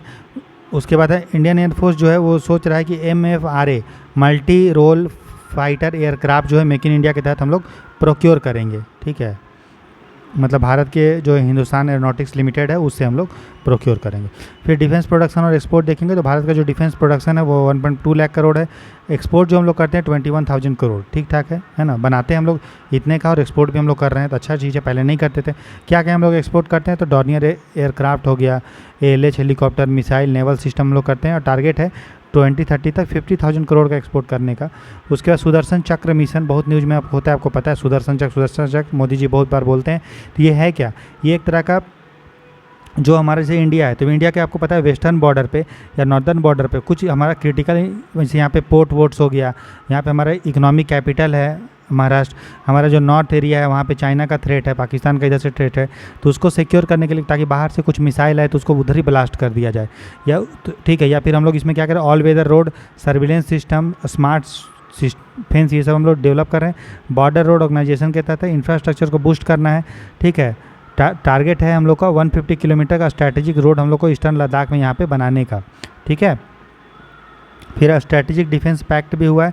इंडिया का न्यूक्लियर डॉक्ट्रिन है, इंडिया का जो हमारा परमाणु ये हम लोग नीति है वो क्या है, नो फर्स्ट यूज पॉलिसी, मतलब हम लोग कभी भी दूसरे पर अटैक नहीं करेंगे, ठीक है, कोई भी। और दूसरा और क्या है कि हम लोग कोई भी जो परमाणु, गैर परमाणु, जिसके पास न्यूक्लियर वेपन्स नहीं होगा, उसको पे कभी भी हम लोग न्यूक्लियर वेपन अटैक नहीं करेंगे। लेकिन कोई भी देश अगर हमारे पे न्यूक्लियर अटैक पहली बार करेगा तो हम लोग उसको ऐसा डैमेज करेंगे कि उससे वो रिकवर नहीं कर पाएगा, लेकिन पहली बार हम लोग अटैक नहीं करेंगे। उसी का नाम है नो फर्स्ट यूज नीति, पॉलिसी, ठीक है। Nuclear command authority, nuclear command authority क्या करता है, मान लीजिए किसी पे कोई देश पे अटैक करना है या कब अटैक करना है, तो जो अथॉरिटी का सब चीज़ होता है किसके अंदर में, वो होता है आपका आर्मी के अंडर में। लेकिन आर्मी तो ऐसे ही तो किसी पर अटैक नहीं कर सकता है, उसको आदेश मिलना चाहिए, क्योंकि भारत में पार्लियामेंट्री सिस्टम है। पार्लियामेंट्री सिस्टम में हेड कौन होता है, प्रधानमंत्री होते हैं। तो प्रधानमंत्री के अंडर में एक नेशनल कमांड अथॉरिटी बनाया गया है, जो कब चीज़ को कब अटैक करना है, क्या करना है, वो बोलते हैं, और उनको हेड करता है प्रधानमंत्री। इंडिया याद रखिए NPT, नॉन प्रोलिफरेशन ट्रीटी, ठीक है, गैर परमाणु अप्रसार संधि का, और CTBT, comprehensive test ban treaty के इंडिया साइन नहीं किया है, ठीक है। अब देखते हैं रामसर साइट के बारे में। एनवायरनमेंट इकोलॉजी में रामसर साइट आपको पता है जो इंटरनेशनल इंपॉर्टेंस के जो आर्द्रभूमि है, वेटलैंड है, उनको प्रोटेक्ट करने के लिए जून 2025 तक भारत में 88 जो है रामसर साइट्स हैं, ठीक है। और पहला जो रामसर साइट जो है सबसे ज़्यादा कहाँ पे है, किस स्टेट में, तो वो तमिलनाडु में है, ठीक है। और अगर हम बात करेंगे, पहला रामसर साइट जो था वो चिलिका झील था, और दूसरा था राजस्थान का केवलादेव, और हाल ही में टम्परा जो झील है उड़ीसा में, उसको भी रामसर साइट में शामिल किया गया है। नेशनल टाइगर सेंसस, राष्ट्रीय बाघ जनगणना के बारे में देखेंगे, ठीक है। तो सबसे ज़्यादा बाघ जो है वो कहाँ पे है दोस्तों, महाराष्ट्र, मध्य प्रदेश में है, ठीक है। उसके बाद कर्नाटका, आंध्र प्रदेश, और आप ऐसे याद कर लो MKU, MP, कर्नाटका, और फिर उत्तराखंड, ठीक है। इंडिया जो है पूरे वर्ल्ड में जितना भी टाइगर है 75% इंडिया में है। प्रोजेक्ट टाइगर लॉन्च किया गया था 1973 में, ये सेंट्रली स्पॉन्सर्ड स्कीम है, ठीक है। शुरू में ये लॉन्च किया गया था, बाद में अभी 54 टाइगर रिजर्व में इसको एक्सटेंड कर दिए हैं, ठीक है। और सबसे बड़ा टाइगर रिजर्व कौन सा है बताइए, नागार्जुन श्री सैलम, है ना। दूसरे नंबर पे क्या है, सुंदरबन को हम लोग बना रहे। फिर है क्लाइमेट और कॉन्फ्रेंस ऑफ पार्टी का अपडेट देखते हैं तो UNF triples United nation framework convention on climate change का 2024 में 29 मीटिंग जो हुआ था वो हुआ था बाकू अजरबैजान में। 2025-30 में हुआ था ब्राज़ील में। वर्ल्ड इन्वायरमेंट डे का जो थीम था 2025 का जो 5 जून को मनाया जाता है उसका थीम था लैंड रिस्टोरेशन, भूमि को रिस्टोर करना, डेजर्टिफिकेशन को कम करना और ड्राउट रेजिलियंस, सूखा के प्रति रेजिलियंट होना। ठीक है, वाइल्ड लाइफ और प्रोटेक्टेड एरिया जो न्यूज़ में था, नेशनल पार्क ये सब, तो राजाजी टाइगर रिजर्व न्यूज़ में था जो उत्तराखंड में है। ठीक है, यहाँ पे हम लोग ग्रेट इंडियन बस्टर्ड जो क्रिटिकली इंडेंजर्ड है उसको यहाँ पे लेने के ला रहे हैं। ठीक है, वहाँ पे उन लोग को क्या करेंगे, रिप्रोडक्शन ये सब कराएंगे। फिर नवे गांव नागजीरा, नवे गांव है मतलब गांव, ये सब वर्ड जो है नवे गांव, बेलगांव कर्नाटका महाराष्ट्र मतलब महाराष्ट्र में भी बोलिए तो नावे गांव और नागजीरा टाइगर रिजर्व महाराष्ट्र में, इसको इको टूरिज्म गाइडलाइंस ने जारी किया है। फिर कोंदिनिया वाइल्ड लाइफ सेंचुरी याद रखिएगा कहाँ पे, आंध्र प्रदेश में, और आंध्र प्रदेश का एकमात्र जो है हाथी के लिए ये संरक्षण केंद्र रिजर्व है। असोला भट्टी वाइल्ड लाइफ सेंचुरी न्यूज़ में था दिल्ली में। यहाँ पे ब्लैक बक जो है, चिंकारा, ये सबको हम लोग कंजर्व कर रहे हैं। पोल्यूशन कंट्रोल को देखेंगे तो CPCB central pollution control board ये एक स्टैट्यूटरी बॉडी है क्योंकि एक्ट के अंडर में बना था। और कौन सा एक्ट के अंडर में, तो याद रखिएगा वाटर एक्ट के अंडर में। उसी तरह से हमारे पास स्टेट पोल्यूशन कंट्रोल भी है, वो भी वाटर एक्ट 1974 में बना था। याद रखिएगा एयर एक्ट नहीं है, वाटर एक्ट है। ठीक है, बाकी ये सब चीज़ों को देखता है पोल्यूशन का, चाहे वाटर हो, एयर हो, नॉइज हो, सारा चीज़। ठीक है, तो उसी तरह से स्टेट पोल्यूशन कंट्रोल बोर्ड भी 1981 में बना था। ठीक है, याद रखिएगा। ठीक है, तो याद रखिएगा जो स्टेट पोल्यूशन कंट्रोल बोर्ड है उसको एयर एक्ट के अंडर में नहीं बना था, यहाँ थोड़ा आप करेक्ट कीजिए उसको। ठीक है, वो बना था वाटर एक्ट में। बाद में क्या हम लोगों ने किया, जब एयर एक्ट 1981 में आया, ठीक है, तब हम लोगों ने उसको पावर को, चाहे वो CPCB हो या फिर हमारा SPC हो, ठीक है, दोनों को हम लोगों ने पावर को क्या किया, उनको बढ़ा दिया और एयर कंट्रोल का भी पावर उनको दे दिया। ठीक है, तो याद क्या रखना है कि जो स्टेट पोल्यूशन कंट्रोल बोर्ड है, राज्य में जो प्रदूषण नियंत्रण जो बोर्ड होता है जहाँ सेंटर पे है, वो 1974 में वाटर एक्ट के अंडर में बना था। ठीक है, चलिए आगे देखते हैं। नेचुरल डिजास्टर, क्लाउड बस्ट, बादल का फटना क्या होता है, किसको बोलते हैं, ये फॉर्मूला उसका याद रखिएगा न्यूमेरिकल। जब भी किसी भी एरिया में 1 घंटा में अगर 10 सेंटीमीटर और 10 सेंटीमीटर या 100 मिलीमीटर से अधिक बारिश हो जाती है 10 किलोमीटर स्क्वायर मतलब कम एरिया में, 10 किलोमीटर से कम स्क्वायर एरिया में अगर 1 घंटा में 10 सेंटीमीटर से अधिक बारिश हो जाती है तो उसको बादल का फटना क्लाउड बस्ट बोलते हैं। हाल ही में पता है आपको जम्मू कश्मीर, हिमाचल प्रदेश, उत्तराखंड में हुआ है। और NDA में जो है नेशनल डिजास्टर मैनेजमेंट अथॉरिटी इसके लिए गाइडलाइंस भी लेके आती है कि कैसे बचना है, क्या करना है। इलेक्ट्रिक व्हीकल को लेकर और ई मोबिलिटी को लेकर अगर पॉलिसी देखेंगे तो FAME 2 स्कीम है।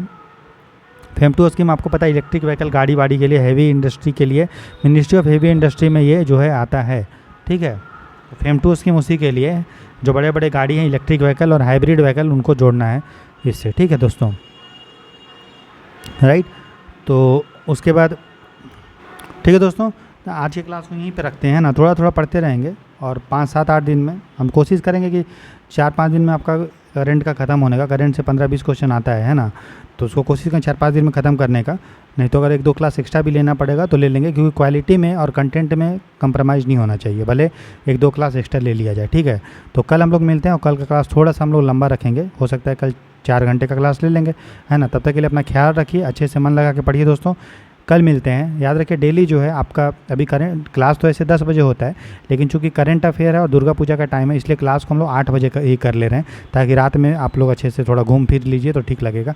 चलिए, तो 2-3 दिन क्लास, 4-5 दिन जो होगा वो 8 से लेके 10 बजे तक होगा। बाकी ऐसे डेली क्लास जो है वो आपका 10 बजे रात से स्टार्ट होता है।